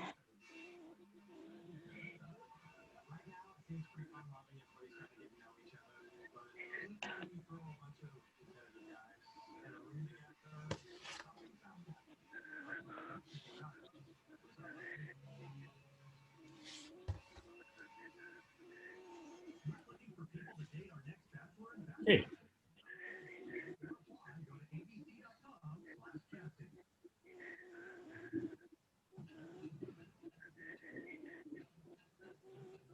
There's a sharp line there too. I just want to soften that up just a skosh.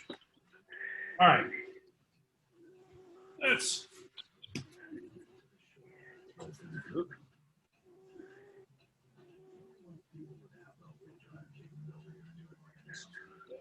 little bit. There we go. All right, so I'm going to go ahead and get my flat brush and get it good and clean. And then use water. I'm going to wet this down.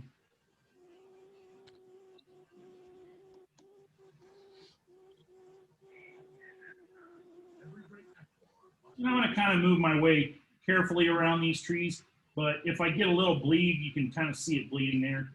That's okay, because then it just makes the tree look a little fuzzier, which is okay. That's a good thing sometimes, because then it leads to it further feeling like it's part of the background. It feels anchored in the space.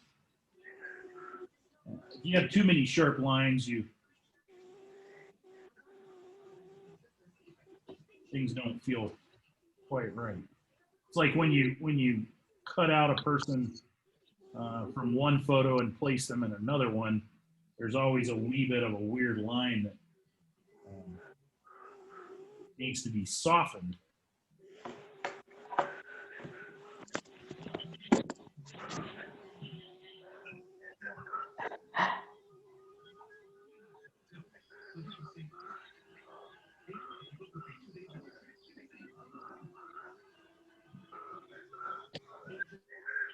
Color of blue, Michael. What's that? What color of blue are we going to use? I'm going to start off with peacock blue. Of course you are. Well, it's a nice sky blue. I mean, that's what I know, I agree. I just had to tease you, Michael. Yeah. So yeah, I'm going to start off with the peacock blue. I generally tend to start off skies with peacock blue. I used to do it with phthalo blue, which is a really pretty blue, but again, it stains, so I kind of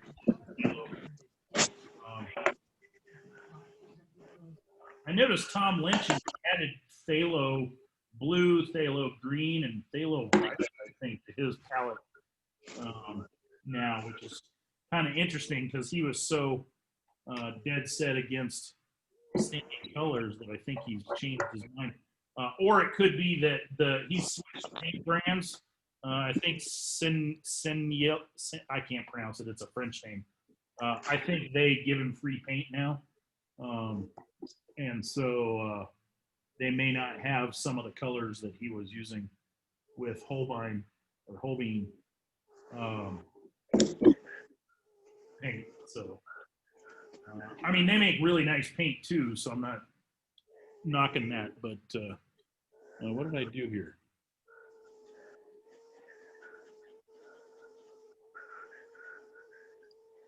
There we go. Something happened on my computer that was weird. I generally kind of look to the computer to make sure this is centered, decently for you guys. So I have peacock blue in my brush, and I think I'm gonna start kind of in this area. I want to make sure I kind of keep it off of that color, that yellow gold kind of color there. But as I do that, long as I'm pretty careful with edges, it'll be good. Again, over here, I want to stop that color right behind this tree, so I'm going to pull it all the way over.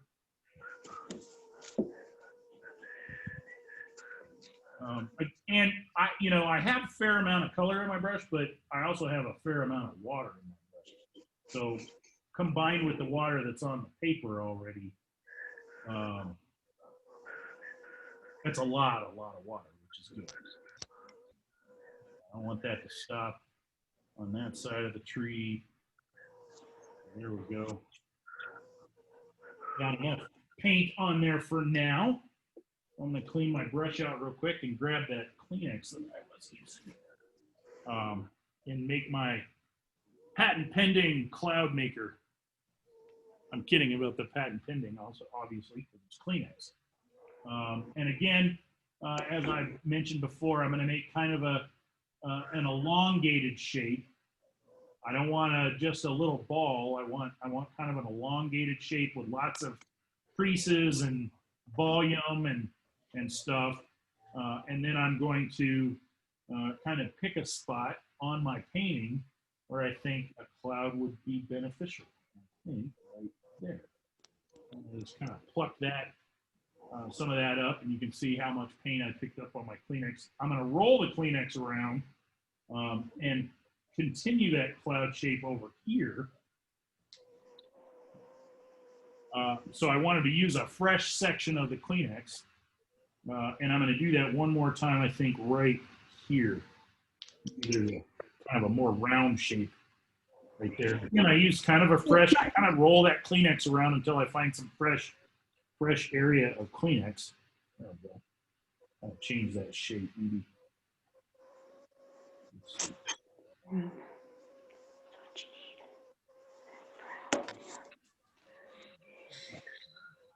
But the key is not to, do a bunch of little daddy kind of things with a little tiny round thing. You want to elongate that so you get big, cool shapes, not just little. There we go. That shape was kind of bugging me right there.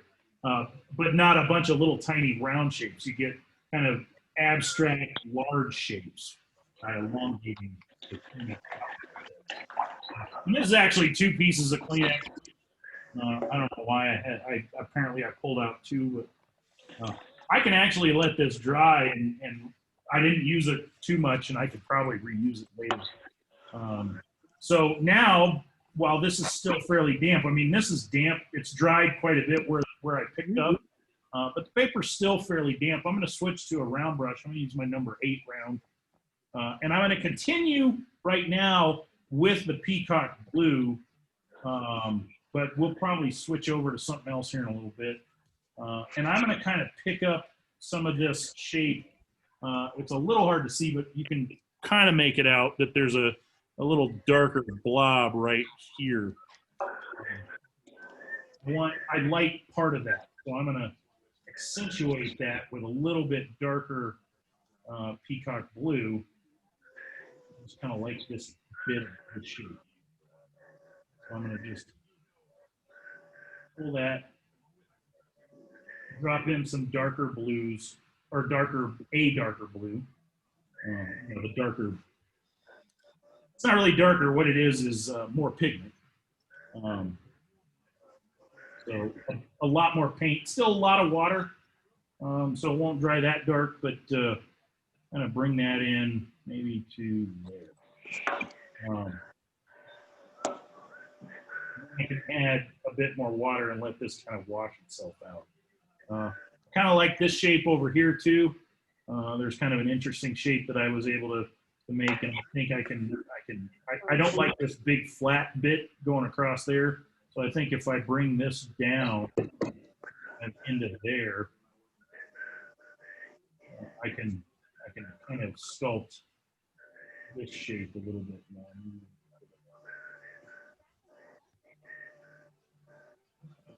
Bring that on there, I don't know. Yeah, that's okay. And then I can bring this dark over into this slightly darker area. So I can bring this higher rate over into here. And that can kind of trail off into this blue. So there's a cloud there, but it kind of starts to get lost as we go behind this tree. So I'll soften that real quick just by using the butt of, you know, right where the fibers meet the ferrule.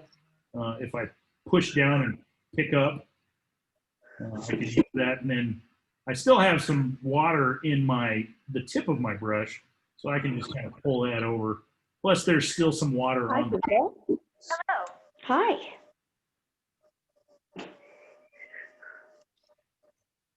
So I'll just kind of put a little bit more pigment down in there. And so I've got the start of a couple of cloud, and it's really just one big cloud that's kind of moving through probably, but let's see, maybe I want to kind of highlight some of this over here, kind of accentuate it. So, and I feel like maybe this should come, if I can still, nope, it's too wet. What I can do is even though this is darker here, by kind of continuing this line through there a little bit, sort of like I did here. I mean, it sort of trails off, but I can make it look like this cloud doesn't just end right there. I have a little bit of this, more of this peacock blue here. Pull that out a little bit. It'll come all the way around this shape there.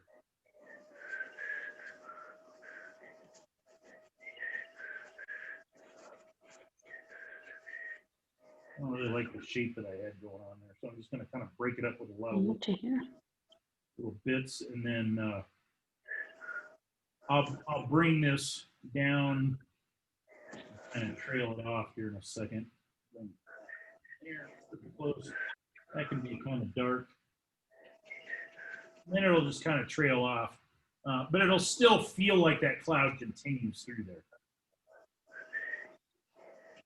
So it just needs to be a little darker up in here.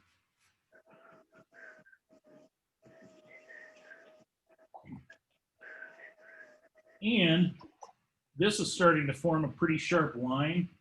I'm going to add a whole lot of water right here and kind of let that run down. And I can take my Kleenex and kind of find a clean spot on it and pick some of that up as well. So there may still be a little bit of a line there, but it'll be less noticeable just by, as that dries, by picking some of it up.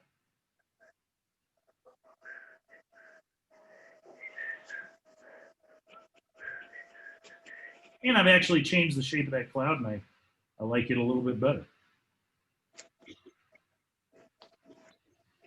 This is weird. This is one big old flat area. I feel like it needs a little bit of shape change. But I don't want it too dark, so I'm just going to pull that down in there, find a little clean spot on my Kleenex, and dab some of that back up.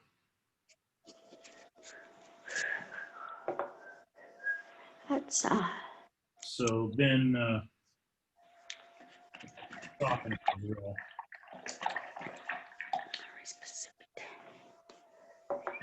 Okay, so I'm going to flip this back around and kind of start looking at it right side up again.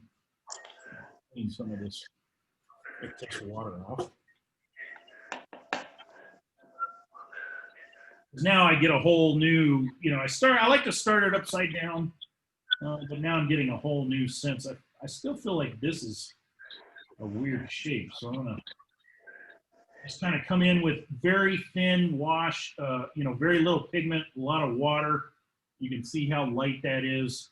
It's still peacock blue that I'm using, but I can kind of knock that bit of the cloud back. Maybe it's in a bit of a shadow kind of thing going on there. And soften that hard line that sort of started forming.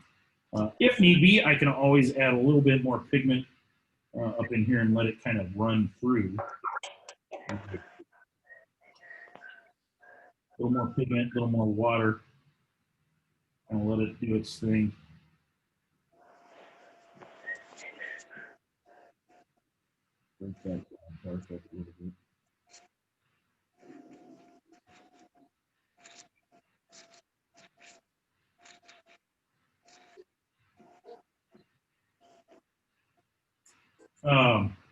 Yeah, but you can see this is just kind of a dark bit of the cloud. And I can start using kind of the edge of my, so this whole, basically, you know, if my finger is the paper, it's this whole, you know, kind of side of the brush. And just kind of do a kind of sideways kind of stitchy stroke. And that adds a little bit of cloudish like shape to some darker areas of that maybe come down through there like so.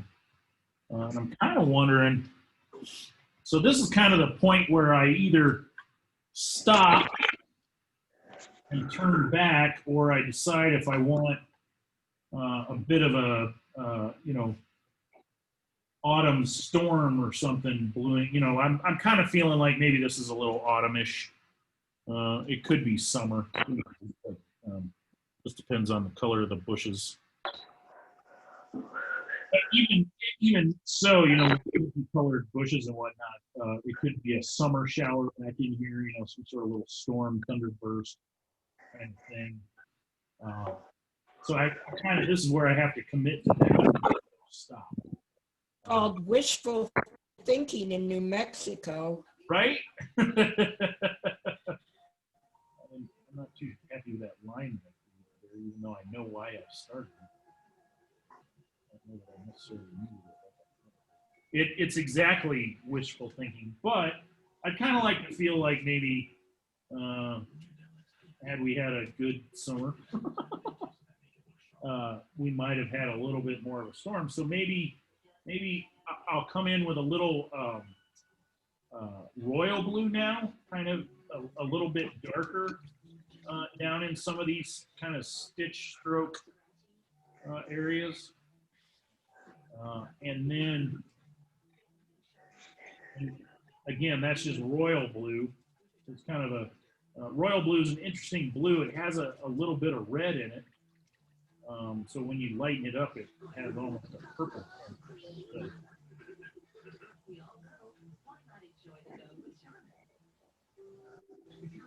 So it's a real pretty dark blue. Maybe we'll do a little bit of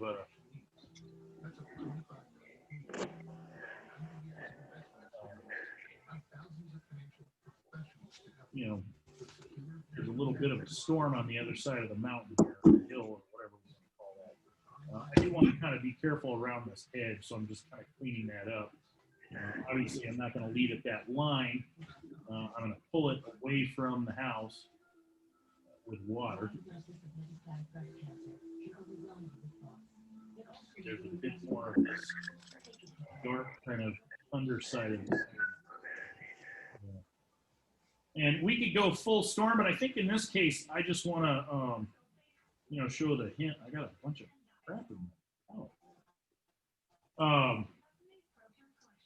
I just want to show like maybe it's on its way kind of, you know, thing. So we're not going to actually go super storm looking sky, I think, for this, but I am going to push.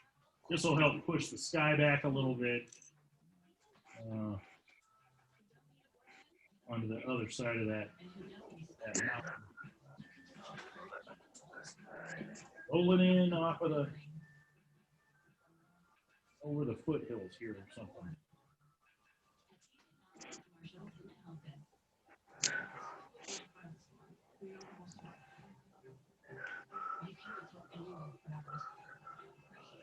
And where I feel like I've got a little bit too much, I can tap it up with the Kleenex.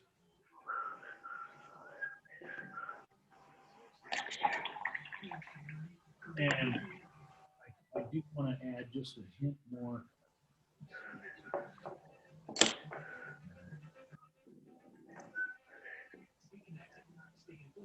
But I don't want that to appear as a line. I want it, you know, big area. see a little bit over there.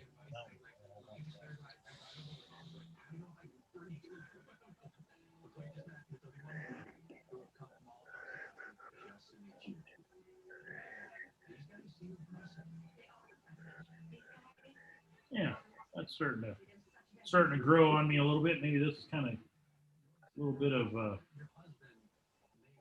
slightly lighter, but I'm still using that royal blue, and I may just do some sweeping shapes. So it's kind of, you know, the belly of the cloud is right about here, and it's kind of sweeping out both directions.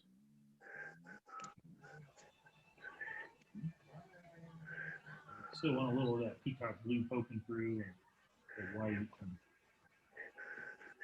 the cloud.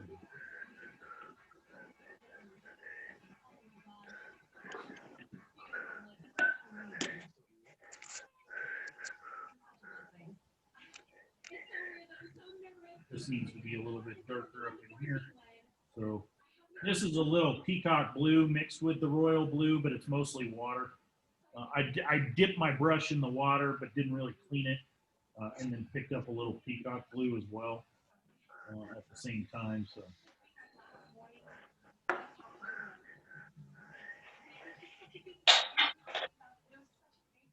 it's starting to feel like a big cloud. Still sunny over here. I'm sure I told this story before, but the first time I ever noticed that kind of phenomenon, where you have that, and it's the first time I remember noticing it, where you have like a really dark cloud or something, stormy thing behind whatever you're looking at, but then there's all this really bright sun. I was in college when I was sitting in my dorm room, and the way my dorm was shaped, there was a V shape, and my dorm room was here, and I could look across the parking lot to a dorm room right there. And the sun was coming in like this and illuminating this wall, and it was an adobe wall. It was Coronado Hall at UNM, and it was illuminating that wall, and it was just super bright orange because it was later in the afternoon, kind of evening, and just the brightest orange and red, kind of yellow wall that I'd ever seen in my life. And the sky behind it was so dark and ominous because there was this huge storm that had rolled through, and was actually past us. But anyway, it was just a really amazing sight. That's the first time I remember noticing it. I'm sure I saw it before. But, it was just such a dramatic thing. And I've always really kind of been drawn to that. Oh, you got this kind of dark, ominous sky, but then this like bright, cheery little contrast in front of it. Hello, Google. Gizmo. I'm gonna do a little bit more dark on the bottom of this little guy here too.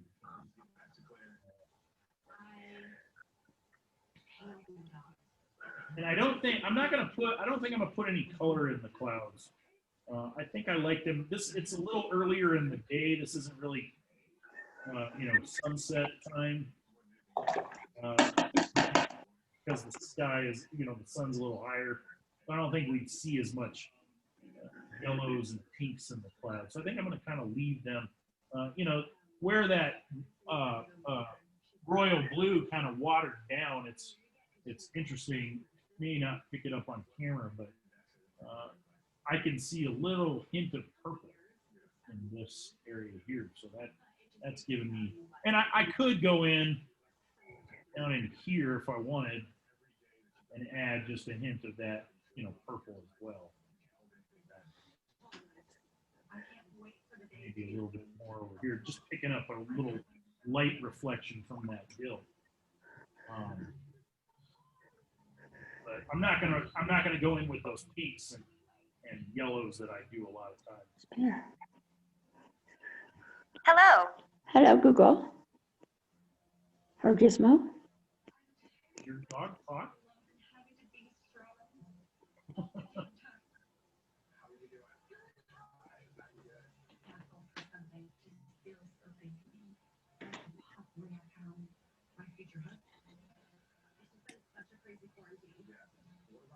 a little of that purple up in there. A little reflection of light off of that hill. Oh. A little too harsh. Sharp. Together little by little.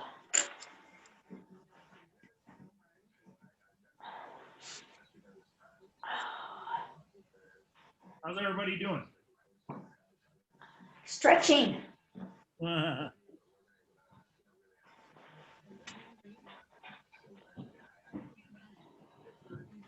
These old bones are too old to be sitting so long. Feeling I can get up about every hour when I'm working. So just adding a little bit more here and there of that royal blue. To kind of create some volume on these clouds. You know, I have a lot of the white, and then I come in with a very thin, watery, barely any color in my brush. Really, it's just it's almost just the water, the kind of dirty, because my water is kind of blue, purpley blue.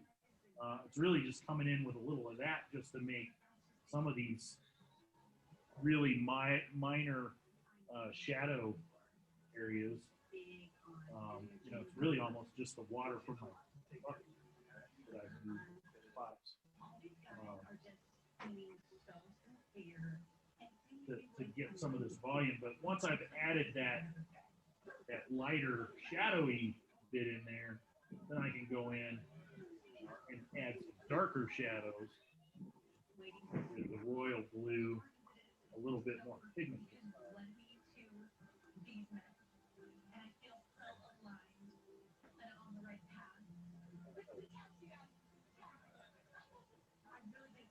Tell that story of this storm.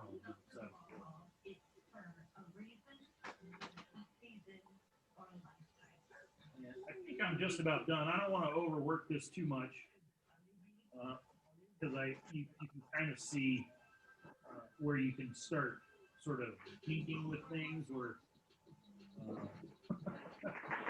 where you just kind of keep fiddling with it and keep fiddling with it, and it gets overworked. So, you know, you go from, oh, that's kind of cool, to, I've overworked. I still don't like this shape right here. If I can't flip just a wee bit.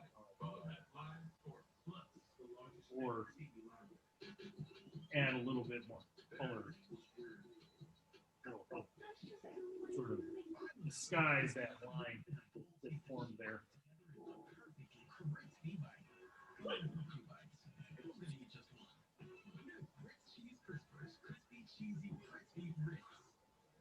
I think that's gonna. Everyone said I was crazy. So 15 years ago, I got my first Subaru, and I did anything.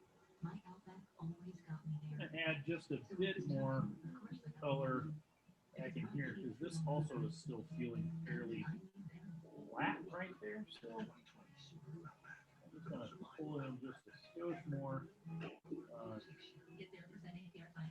Y'all's may not need this, but I just felt like that was a weird flat shoe.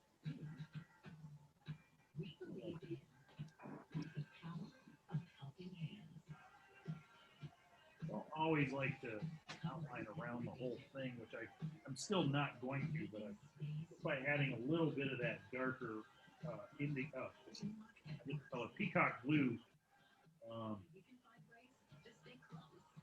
to a couple of spots.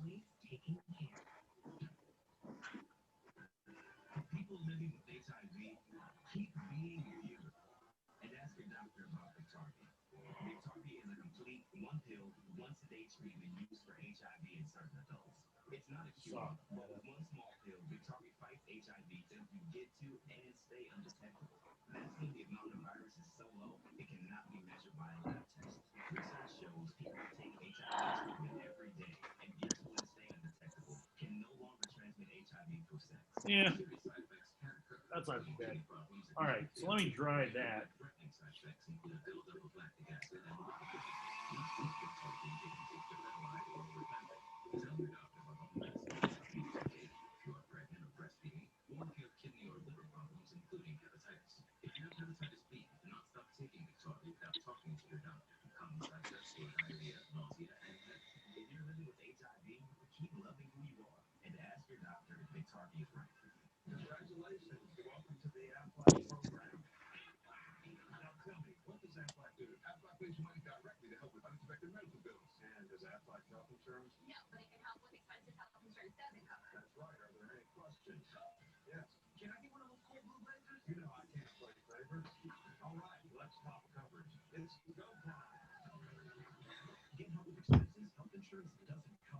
I want to step back and look at mine just a second here. So I'm noticing that I got a weird straight line that kind of goes right along there. I did not notice that when I was putting that in. But that's a little bit of a bothersome thing. Less so than some things. And it could get fixed. I think I'm going to just add a little bit more of that. I can pull in some of that. I still have this kind of purple here. I can kind of pull in some of this blue right here into that. And look at that and hold the camera in the right way. I need a team of cameramen.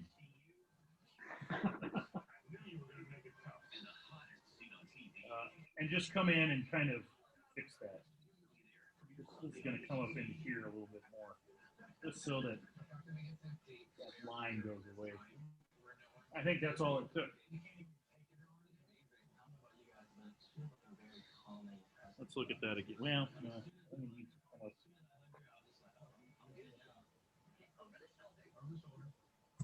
Yeah. That's better. I kind of wished you had left it a little bit lighter. I really liked the sagey look to it. Did you? Well, I can still. It's still pretty wet. I think I can pick it back up a little bit. Just Well, so that's my color there. Yeah. So that just so it's not quite that straight line. I have a little bit of an. No, I know. I meant originally. Oh, right. When I first painted it.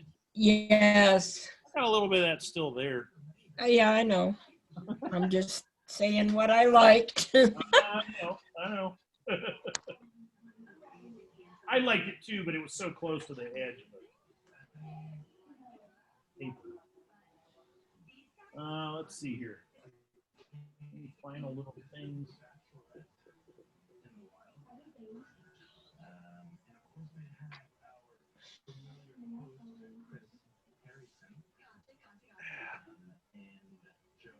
I think that's overall working pretty good. I am going to kind of put a bit of a darker. It's already pretty dark, and I don't know why, but it's bugging me that doorknob looks kind of weird. So I'm going to mix up a little brown, rusty color, but mix it with a little bit of green. So it's really burnt sienna and some orange. And then I've mixed in a little green. I'm going to kind of pull it in there. It's silly. In fact, you probably can't even see it. Kind of, but I just added that hint of a slightly of the doorknob. And you can see this is the color that I mixed. So it was a little burnt sienna, and I pulled in some of this permanent yellow orange that was sitting right there and mixed it in. So it made kind of an orange. And then I just picked up a little bit of that green in there. So it's kind of a greener brown. But originally it was more like that. Kind of orangey rust.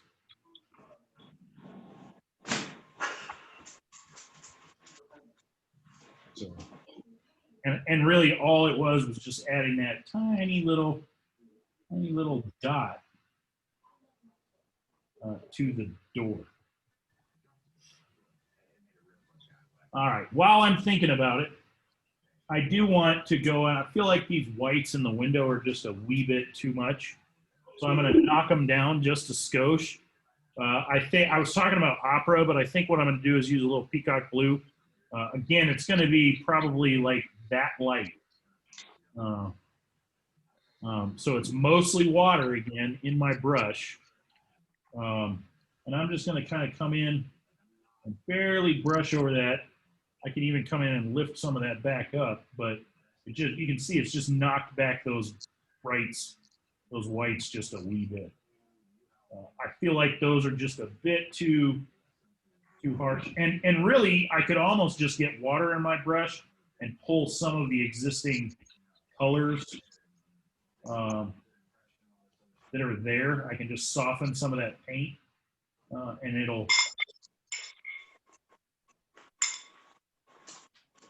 knock those back. Let me show you the difference. You know, just by adding a wee bit of color versus see how white that one is, and even these that have color behind them are kind of sharp. You know, whereas I soften those just by adding a little color into there. I'll do the same here. Really, it's just water on my brush, and I've softened some of the surrounding paint, and it helps knock that back. I'm gonna knock those back just a bit. Kind of.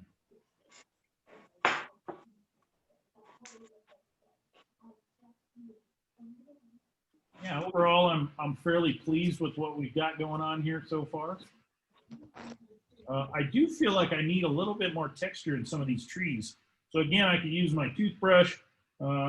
Because I have it, I'm going to use this spray bottle. But again, just getting the toothbrush wet and whacking it on your finger like this will get a lot of the same texture. I'm just going to kind of spritz up in there, and I'll show you. I just plopped some down. It's a little hard. Yeah, there you go. You can see that water droplets. I got a little down in here too. I could actually blot those up real quick and let that dry a little bit before wiping that down. Not that it would matter that there's a bit there, but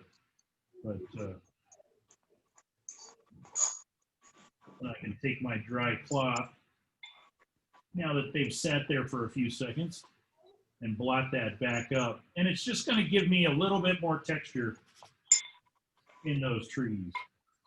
And if I were to scrub even harder, I'd probably pick up too much, but that's just a light little scrub with my towel. Shows a little bit of light catching that, and then this dark side of this tree, you know, I just lucked out that it formed that shape.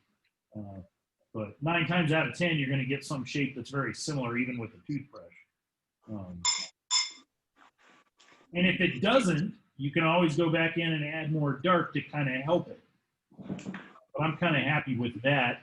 And I think I'll do a little bit right in here just to give it a little bit more texture. And this is a great thing if you ever feel like your trees are too dark, too solid. And I'll send out that link again for the spray bottles. The Holbein ones don't come with the right nozzles anymore. And the ones from Tom Lynch are nice, but they're 50 cents more a bottle, so they're $3.50 a bottle versus $3 from the other dude. And it's the exact same bottle. I wish I could find a wholesaler, and then I'd market my own spray bottles. I just don't know who these guys are ordering them from. You know, I bought some in a craft store in Colorado in the soap department that looks just like them, but I haven't used one yet, and I was getting ready to see if they kind of messed up. Do they have I don't know if you can see it. Let me see. There you go. You see how there's a little arrow with a little tiny dot behind it? Let me go see. I got one here in the cabinet. Yeah, if you got that, then they're exactly what you need. So I'm going to blot this up real quick.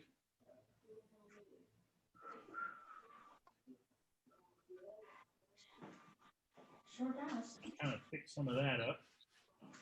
And that being a little bit closer to me, I want a little bit lighter.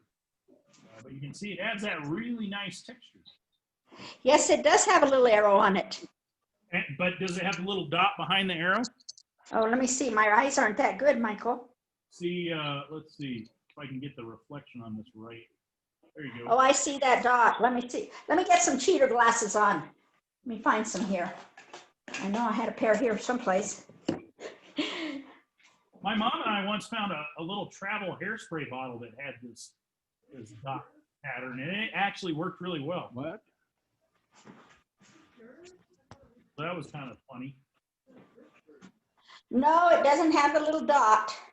Well, you could still try it, but it probably won't. It'll probably be a fine mist. Yeah.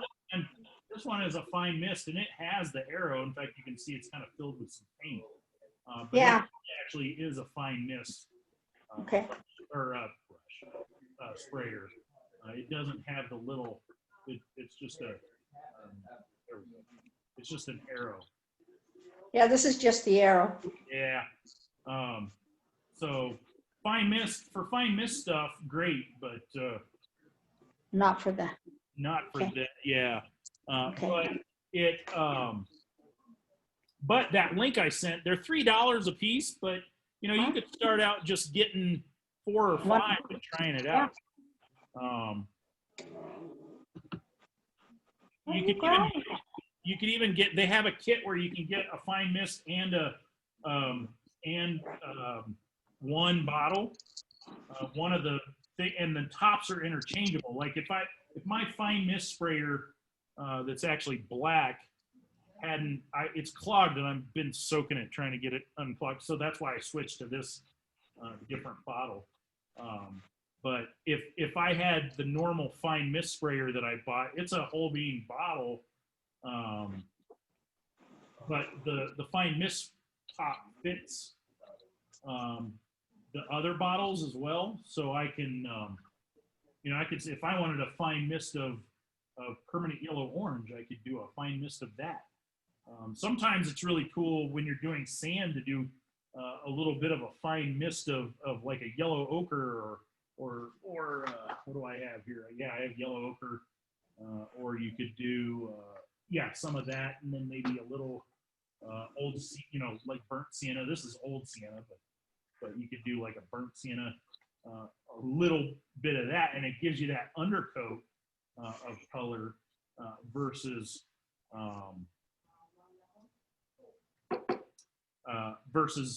doing it with a brush, and it's kind of a cool technique. So that's why I like the getting one of the fine mist sprayers and the regular, non-fine, the dot pattern bottle, because then you can kind of switch them in and out. The one thing to be careful of if you do get them is to make sure that you pull the tops off and just run clean water through them. Like pull the top off and stick the straw down into your water bucket, spray it within the water bucket. So I'm going to quickly add just a couple of birds, and then maybe we can look at y'all's, if you're at the point where I'm just going to add, let's see, I'm going to mix up, I'm using that green that was mostly on my palette. And then I'm going to, I'm grabbing a little Prussian blue just because I could have grabbed royal blue. It doesn't matter. But I want to blue up this green. I just happen to have a lot of that on my palette.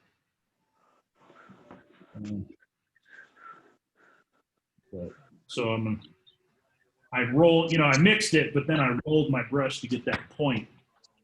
And I think I'm going to have a bird. There's a bird kind of off in the distance, but between the house and the hill. So I got a bird coming in there. That'll help push that hill back a little bit more. Maybe I've got a little bird over here, kind of swooping around. And I like to have odd numbers, and I don't want to go overboard. So 3 generally seems like a good number to me. Well, doesn't nature generally come with odd numbers? Usually, yeah. There's very few times it's an even number of things. But, so I'll just have a bird come in.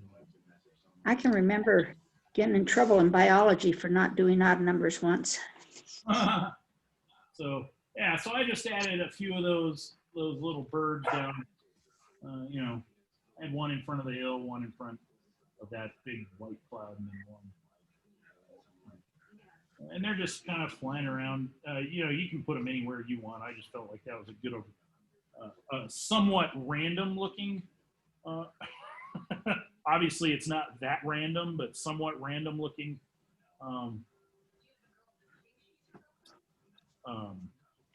organization to the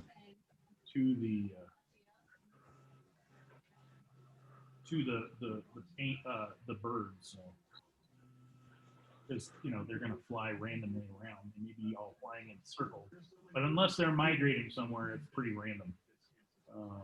So yeah, so let's kind of scroll over this. Any questions about anything I've done so far?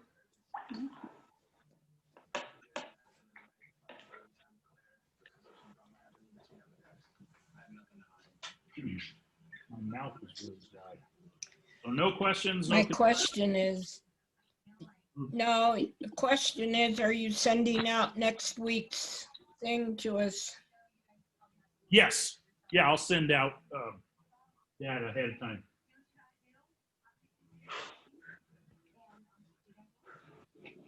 I'm still trying to decide. I have that list of stuff we talked about at the beginning of class. Yeah. And I'm kind of going through that list. Is that list about, oh, you have it on that movie. Never mind. Well, yeah, it was, well, no, actually it was just, I think I polled everybody at the end of one of the classes what was that, a month ago or something? It may be on there, but it was just, you know, things people threw out as suggestions. Yeah, I wasn't a member. That's okay. Like a sidewalk cafe. Yeah, the sidewalk cafe, you know, this was kind of that Santa Fe-ish looking thing. Talked about some red. I haven't done any of the red rock kind of stuff yet, but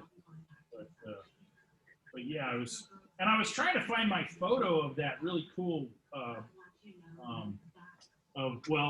the photo that painting over there is based on. You can kind of see those umbrellas.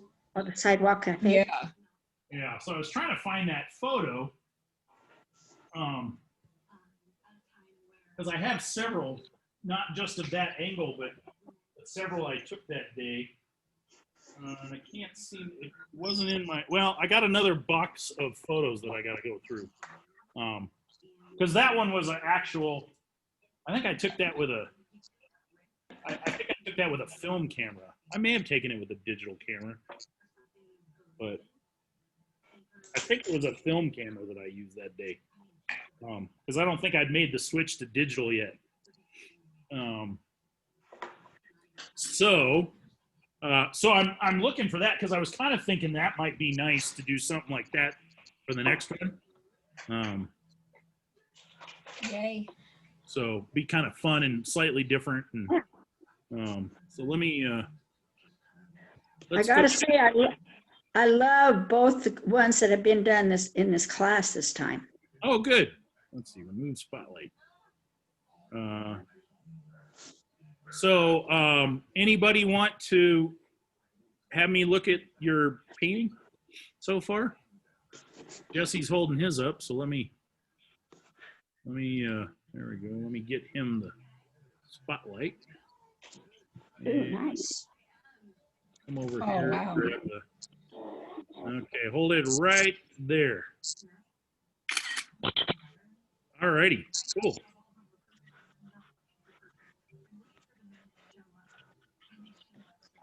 They've updated Zoom and the controls are slightly different. It was freaking me out there for a second. I was like, what? That's different than it was before. Right, Some of us are beginners at Zoom, so we don't know the difference. Sorry, I cut off a little bit of your sky there, but I think that's all right. Let me share the screen here. I thought I got it, and it was a little bit lower than my box was lower than I thought. I think that's looking really nice, Jesse. Yes. I think I would look at maybe spattering some water on this tree just to add a little bit of texture. It could also be being broadcast over the internet, looking a little fuzzy kind of thing.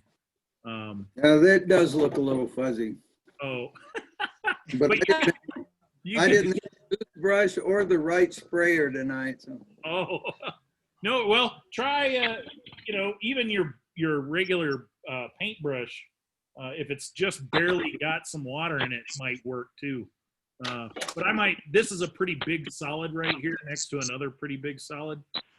So I might just break this one up just a bit with some texture. And if you have to wait till you get home or whatever to do that, that's fine too.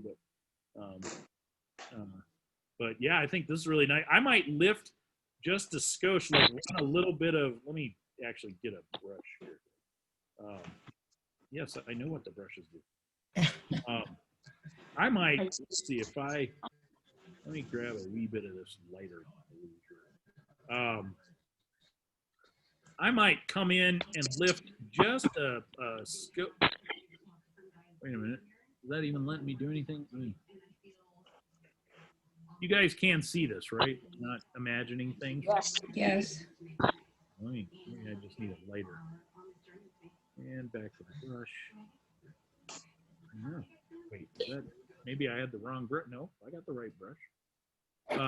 Maybe just lift a little bit. Oh, there we go. Now that's a slightly lighter. So kind of in here, and this just to give a little bit of a back to that alcove. Okay. Just basically take your flat brush and start about there and run it all the way down, just the width of the brush, all the way down, leaving a little bit of water. Let that water set for a few, maybe 10 seconds or so. And then blot it and then kind of scrub it and see if you can't lighten just a hint of that. It doesn't have to be much lighter, but just about the same lightness down as I'm putting in there. See how light that it's still going to be fairly dark, but it's going to add a little bit of a back wall in there and give you a little bit of volume in here. Okay. But I think this is really quite nice.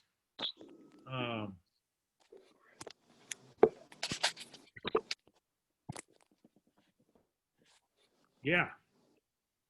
Some of these lines, like, so you have like a pretty hard line going all the way around here. Like this isn't that hard, but you could maybe try and soften that line just a bit more. And maybe like this area here too, where I've circled, soften this bit.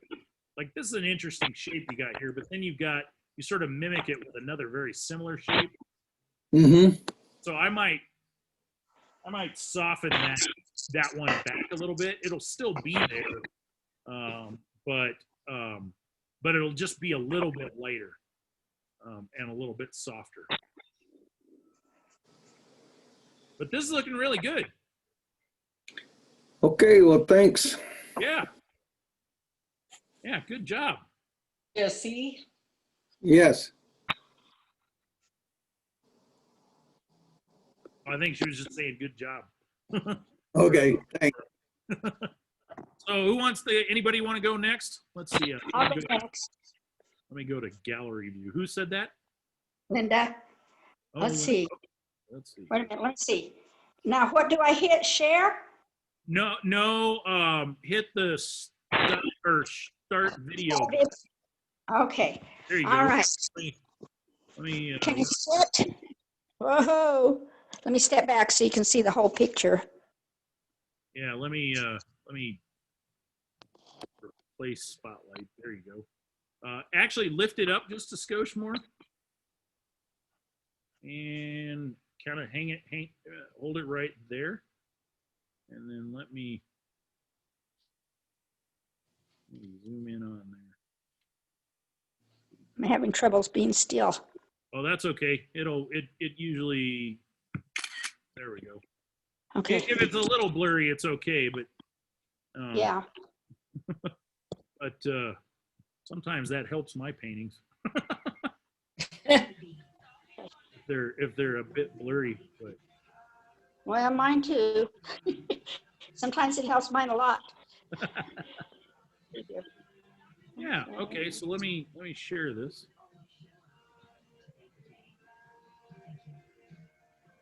Yeah, this is looking really good. So I would put that other tree right in here. Yeah, I'm starting to do my trees over there, but I wondered if that next one I'm putting in, if it's tall enough. This one right here. The one on the left, my left, your right, probably, no, on the right side of the picture, but my left. Yeah, the one you've got placed in there already. Yeah, I just started that one. Yeah, I think it's probably tall enough. Because what I would do is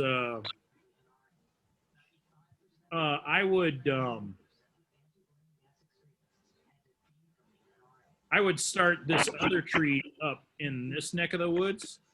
Do you see that line that I have drawn there next to your line? This one? That was going to be where I was going to put the other one. Do I need to have it in closer? Oh, no. I just thought this was taped off there. I'm sorry. No, that's okay. So yeah, no, that's fine. So bring it in right there.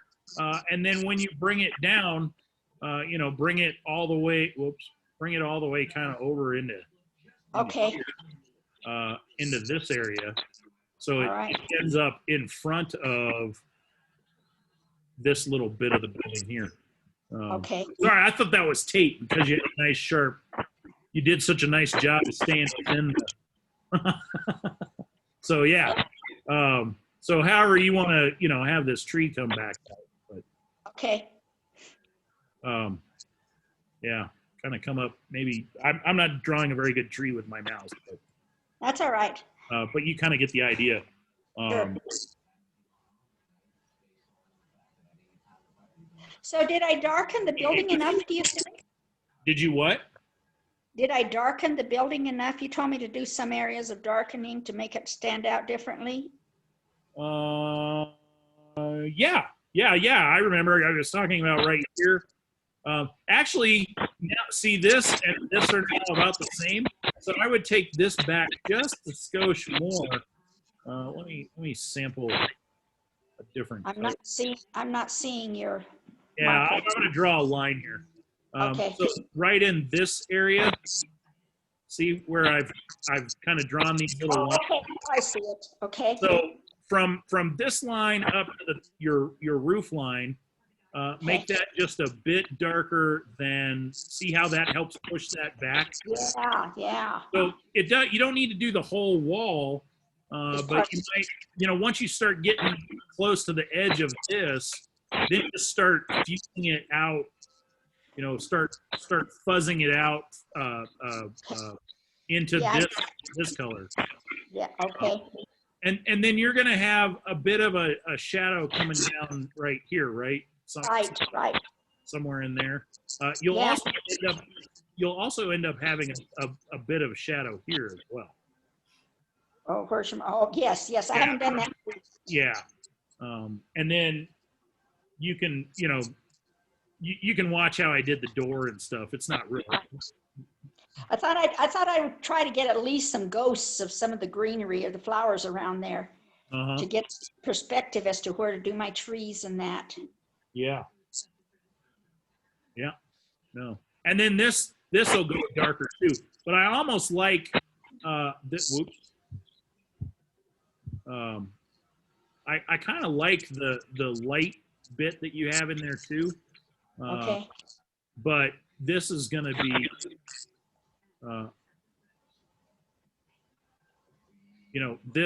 this section. Oops, not doing a very good job of drawing with my mouse. But this will all kind of be darker. The roof, and this will be darker. And then really this, which is fairly light, should be about as dark as the lighter shadow that you see, in here. So it could probably be, almost this value, of this turquoise kind of thing that you got going in here, maybe just a bit darker than that, because that's a little light, but that way you can see sort of the hint of the back wall. And what I did was I actually painted a fairly dark solid, and I went in, it was kind of a medium dark, not quite as dark as this shadow. So I painted the whole doorway that medium dark, and then I went back in once it was dry and painted a super dark around it. So that way I got that The trim. yeah, well, yeah, and I just got that kind of back wall being slight, picking up a little bit of the light. Okay. And then I might bring this tree down just a little bit more around this. Around the flowers. Yeah, I might bring it on down Okay. around this thing a little bit. It's a pretty big tree, so it could come out like that. Okay. But yeah, this is looking good. Good job, Linda. But I thought that I had gotten most of the house right, and that was I hadn't done, the rest of the trim and whatnot, but I wanted to make sure I got the shading on it better before. I wanted some flowers on there not that the flowers are done, but to kind of have an idea as to where to go with them. Yeah. Before I went in and started darkening things or doing other things, but. All righty. Cool. Muy bueno. Yeah. So let me, okay, cool. Stop. Thank you. You're welcome. Thank you. Who's, let's see, Janie's got hers up. So let me place spotlight. There we go. Oh, Janie. Okay, go ahead, Janie. Yeah, Janie, I'm sorry. You guys' names sound so similar. Jeannie and Janie. Yeah. All right, hold it right there. Got it. Cool, Janie. Thank you.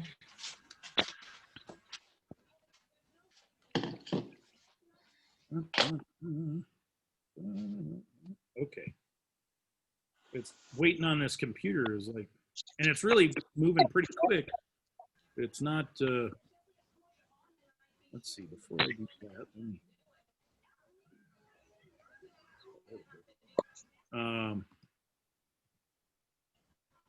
all right. Did I pick the right screen? You guys can see. Yep. That's looking really good, Jeannie. Yep. Very good, Jeannie and Janie. I like how you moved your door out over here. I think that's kind of cool. That was a cool idea. Moving your Well, door.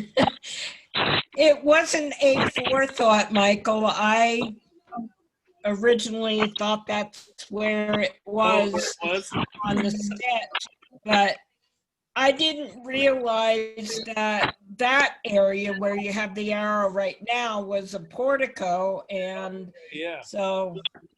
Well, I think I kind of vaguely remember talking about this last week too. Like I was thinking that I was kind of thinking, oh well, in your world, there's a door on this wall right here, so it goes in, that enters in that way, and that's what this portico is for.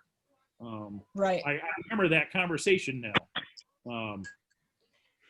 I haven't gotten the top Adobe thing right yet. It doesn't, I want to play with that above the portico there.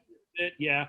What I would do is almost go, not quite this dark that you've got down in this bushy area down here, but if you get slightly darker, get a real sharp line right there, and get this whole, I mean, this is too dark I'm putting on there, but it gives you the idea. If you kind of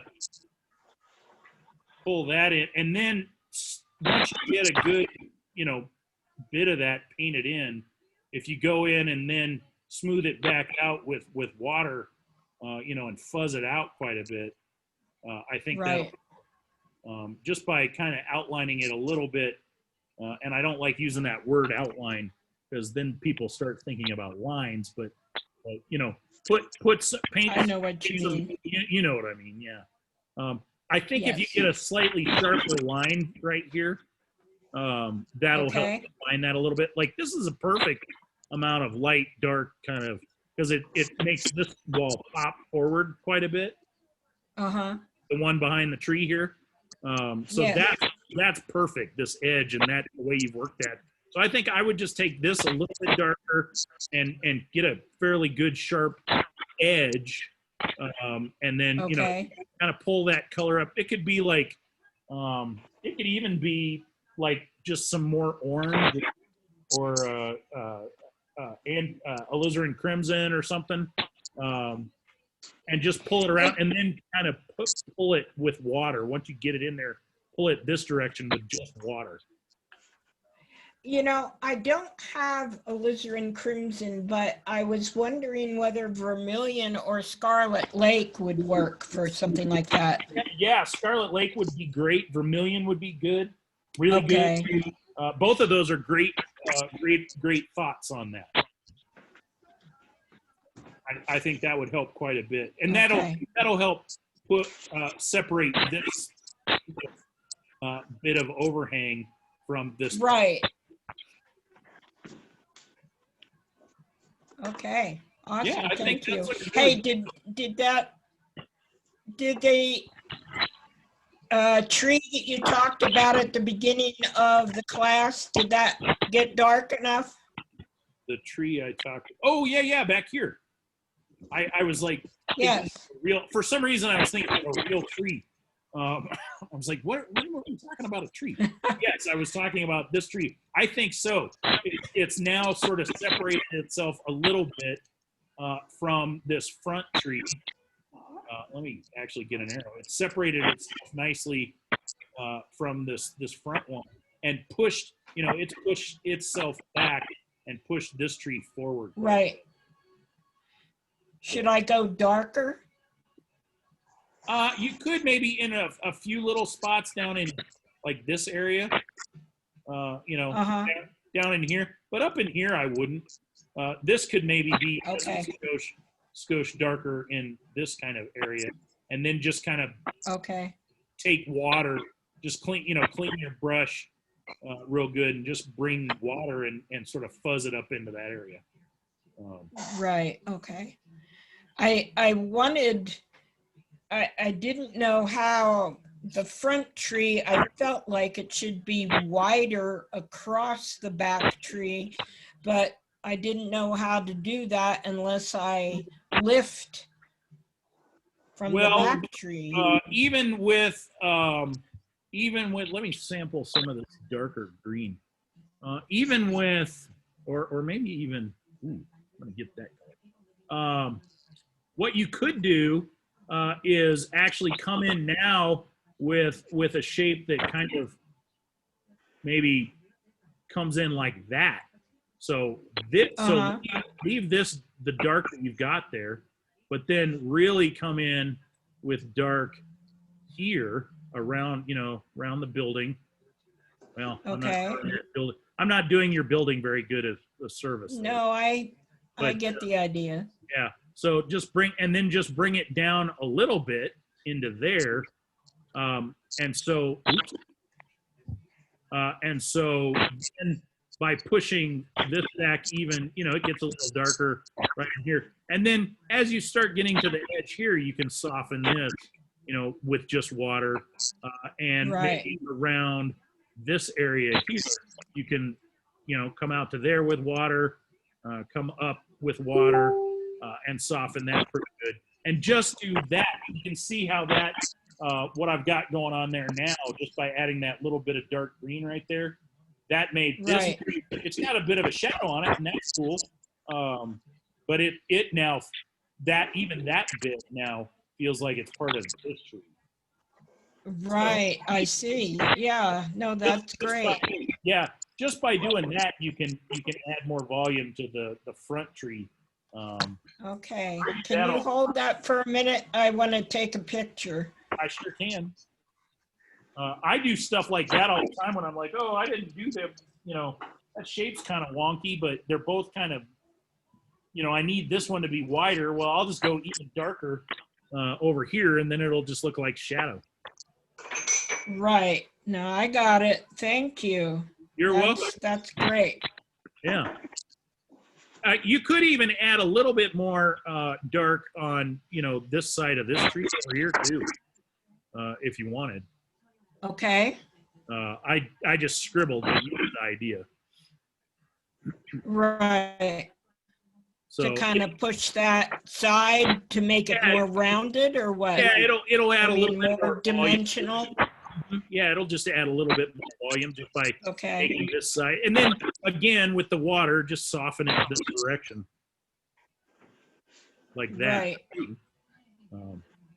Because I think this Cool. is nice, but I think over here on this side it could be just a wee bit dark, just to give it a little bit more volume, and add a little Right. bit of shadow from the sun. But yeah, looking good. All righty, Thank you. you're very welcome. Let's see. Gallery view. Who wants to go next? Jeannie, do you want to? Yeah, here we go. Let me add spotlight here. Oh, wait a minute. I don't want to add spotlight. Let me remove spotlight. There we go. Oh, wow. Can you lift it up just a skosh higher, Up. Sweet. or up towards the? Up, closer. No. Away from the just a bit further away. Okay. Perfect. Got it. Okay. That's really cool, Jeannie. Yeah. Very good, Jeannie. Nice. Michael, last week you told me to add that in the left, I told you to what now? on the left side because my house is too small. Oh, yeah. Right. Are you talking about this right here? I had another porch. Oh, yeah, right here. That's right. Yeah, on the left side. The other left, dummy. I'm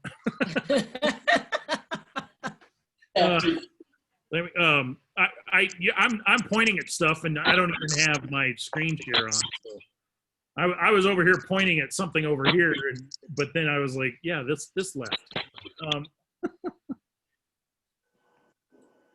Yeah, I think that actually helps quite a bit, having that little bit of a port. It just kind of helps pull that further into the painting a little bit more. Yeah. Okay. But this is looking really nice. My shade of my tree on wall, I could not fix it. Oh, this Like a tree. shadow. Yeah. Well, it kind of looks like a tree, but that's all right. Maybe there's a tree over, here.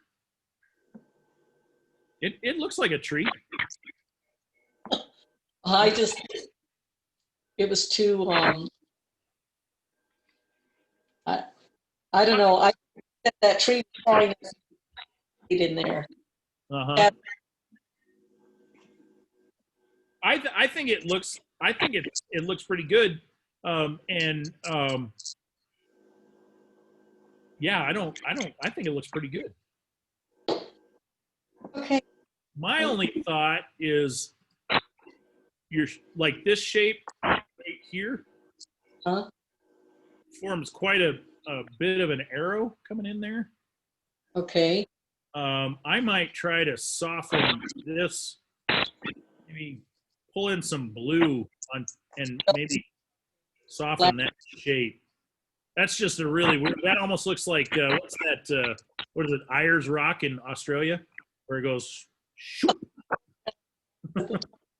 Kind of like a bluff, I guess, here. Yeah, but I think, I don't think it's helping your composition. So I think if you just came in with this, this blue right here on top of that and softened all that up, and had your sky come in, I think that would a slightly more gradual kind of slope downward a little bit.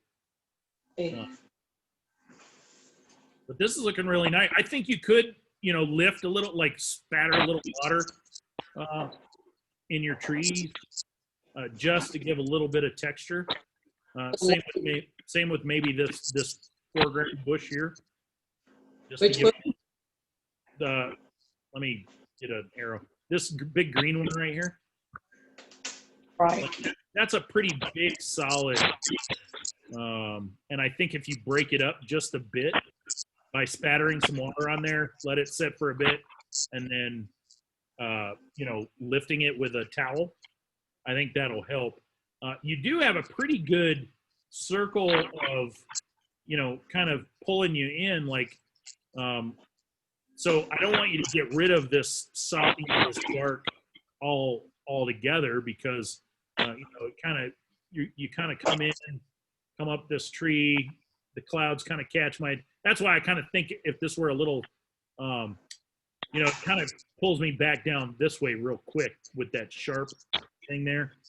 But this kind of being a little more gradual lead me around and back over to these trees, and then I kind of work my way back into the middle. So it kind of works, I think, just by doing that, maybe breaking up the darks just a skosh more with a little bit of texture. I think that's really nice. My husband walked by and he said it was my best. Yay! Hey, that's cool. And he's the he's the artist. Yeah, he's one that's painted all over Ladera. All the cartoons, if you ever been to Ladera. He's a cartoonist. Oh, okay. Cool. Thank you, Michael. Yeah, good job. Thank you. How do I push this? Let's go to, let's see, let's spotlight. There we go. Who wants to go next? Let's see, it looks like Richard's connecting via audio.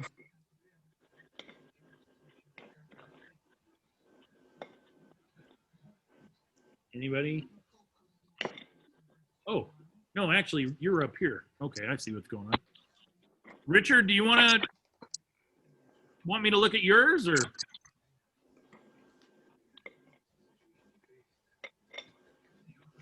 or anybody else? Yeah, work in progress. I started over again.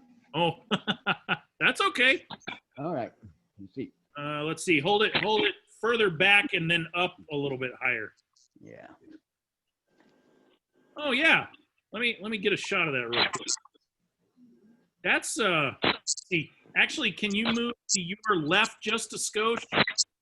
The other way. Sorry. Yeah, right there, and then down just a hair. Perfect. Hold it right there. All right, got it. All right. I like the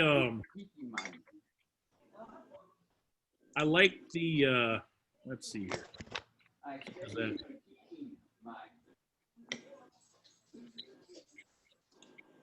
I'll wait till he comes back. I think his wife was asking.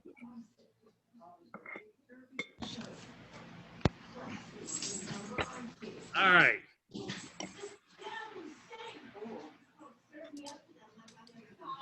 I like how kind of loose and soft this is.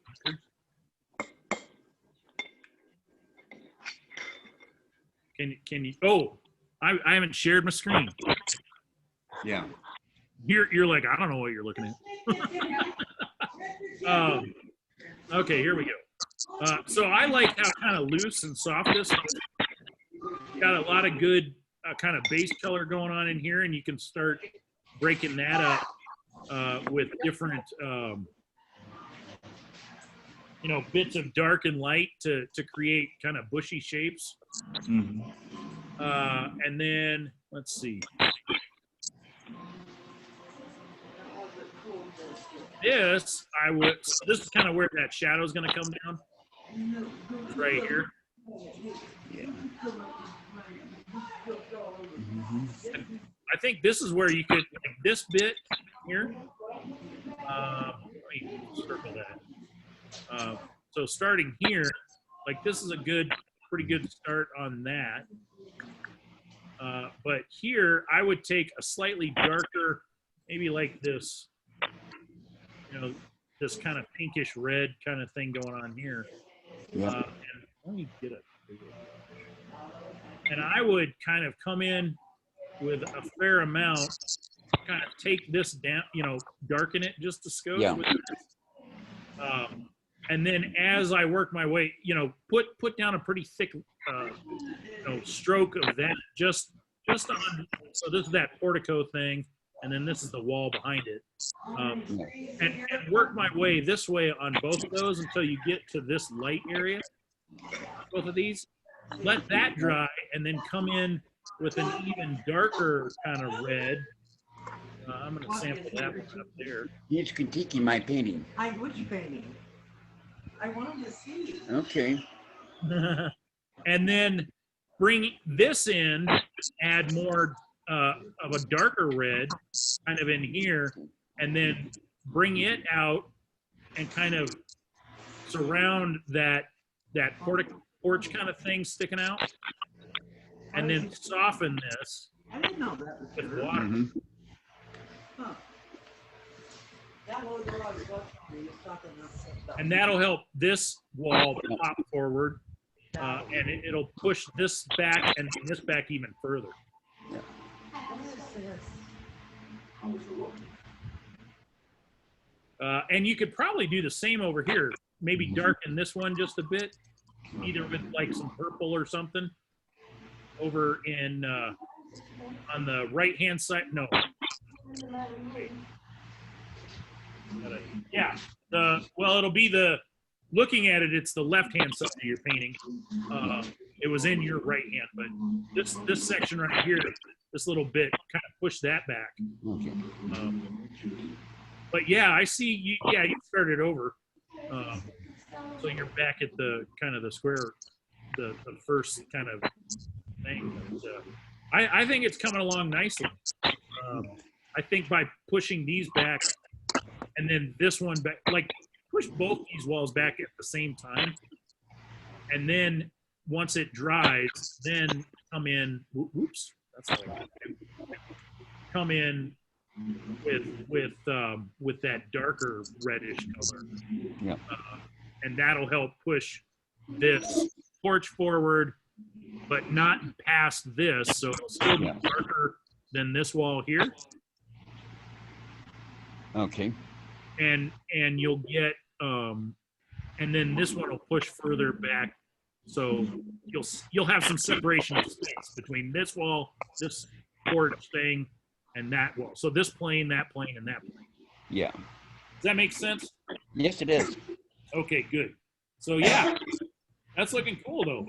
Good job. Thank you. Yeah, I think once you start adding some textural medium darks and then darks in here to the foreground, and then same within here, this is going to look really nice. It's nice and loose. And, I think it's looking good. Okay. Ooh. Great. All right. Great. Yeah. Good job. Thank you. Uh-huh. Who? Let's see. Is that everybody? No, Kathy. No, me. Kathy. Okay, so. You're gonna turn your. There you are. So we'll, there we go. All right. Yeah. Okay. Pull it back just a wee bit more from the camera. Let me get this. Right. That's perfect. Right there. Just kind of hold that for a second. Got it. Your D-Dog. I'm taking an inch and a half out of the left-hand side. Oh, okay. Let's see here. Let me share this. Oh, I think I kind of remember talking about that last week, where you're gonna cut it somewhere in. Whoa, that's too big.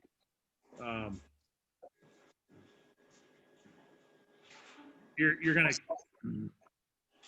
cut it somewhere in that area. Yeah. Yeah, that's cool though. I think this is looking really nice. I'm struggling to come up with something for you to do. That's beautiful, Kathy. I love it. Well, thank you. I struggle with the sky, but I don't know. I think it looks really nice. You have a nice looking sky in there. You know, I like how yours, like this kind of is starting to, I'm going to draw on this, but don't do anything I'm doing. I'm just doing this to make my point. I really like how you have this kind of this almost looks like a path right in here, which is really cool. Which really isn't in the photo, but let me get a darker color here. You know, it kind of comes in here and here. That almost, and I really like how that flattened that out when you put that shadow in there. That really works, maybe unintentionally, but it works really well. I like that, and that kind of feels like it's leading me into. I may have to rethink my composition because I think you did a better job. Oh, well, wow. You know, it just feels like a little path that's pulling me into this space here. I may do that on mine. I could redo that bushy thing down there, and I'm really digging how that worked. I mean, I'm assuming it was unintentional, but it worked well. Yeah, no, I didn't do that on purpose. Well, that's okay. Some of the best things happen because it was an accident, a happy accident. So, Yeah. Yeah, I really am struggling to. I don't know that there's a whole lot. You know, maybe if I were really picky, I might kind of sharpen this edge here up a little bit, pull some of that blue down, you know, kind of clean that edge up just a skosh, right? Sharpen that up just because this is kind of our area, at least in my mind. It may be different on yours. Maybe you want it to be here, although your path makes it look like maybe it's here.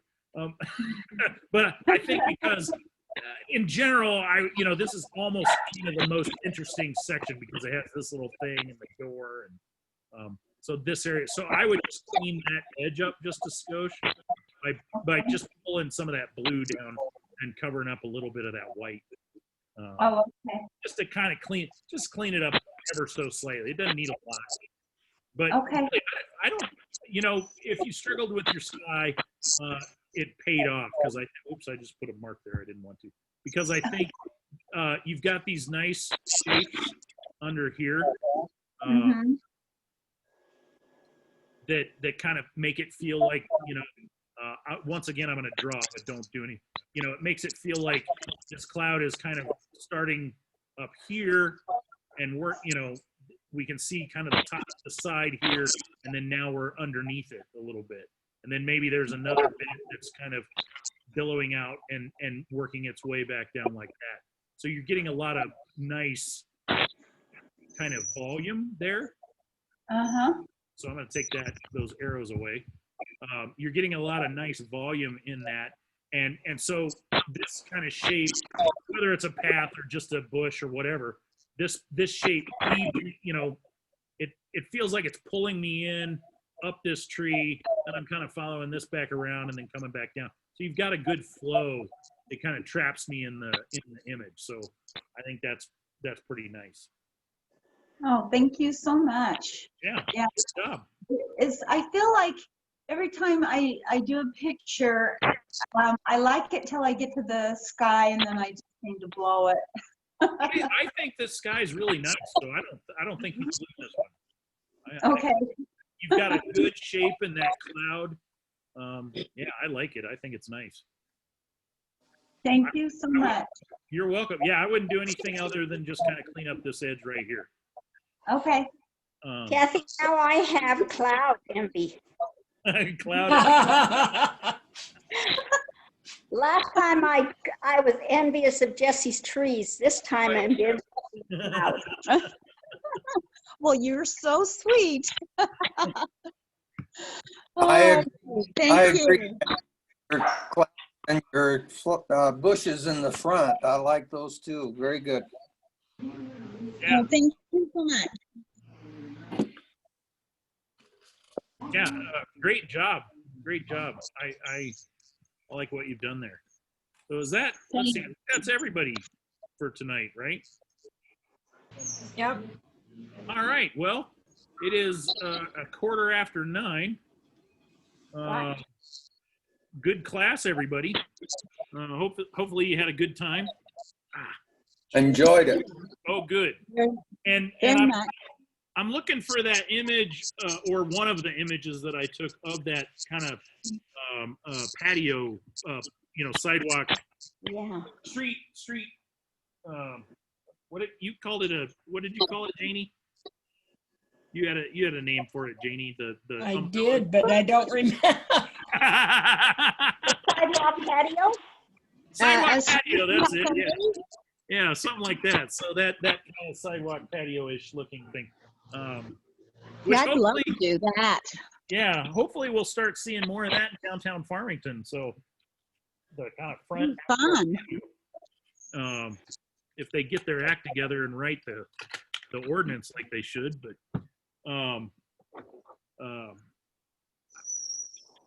where was I? So, but yeah, I'll look for that this week. I've been looking for it, but I have another box of photos, and I may actually have to look on my other computer.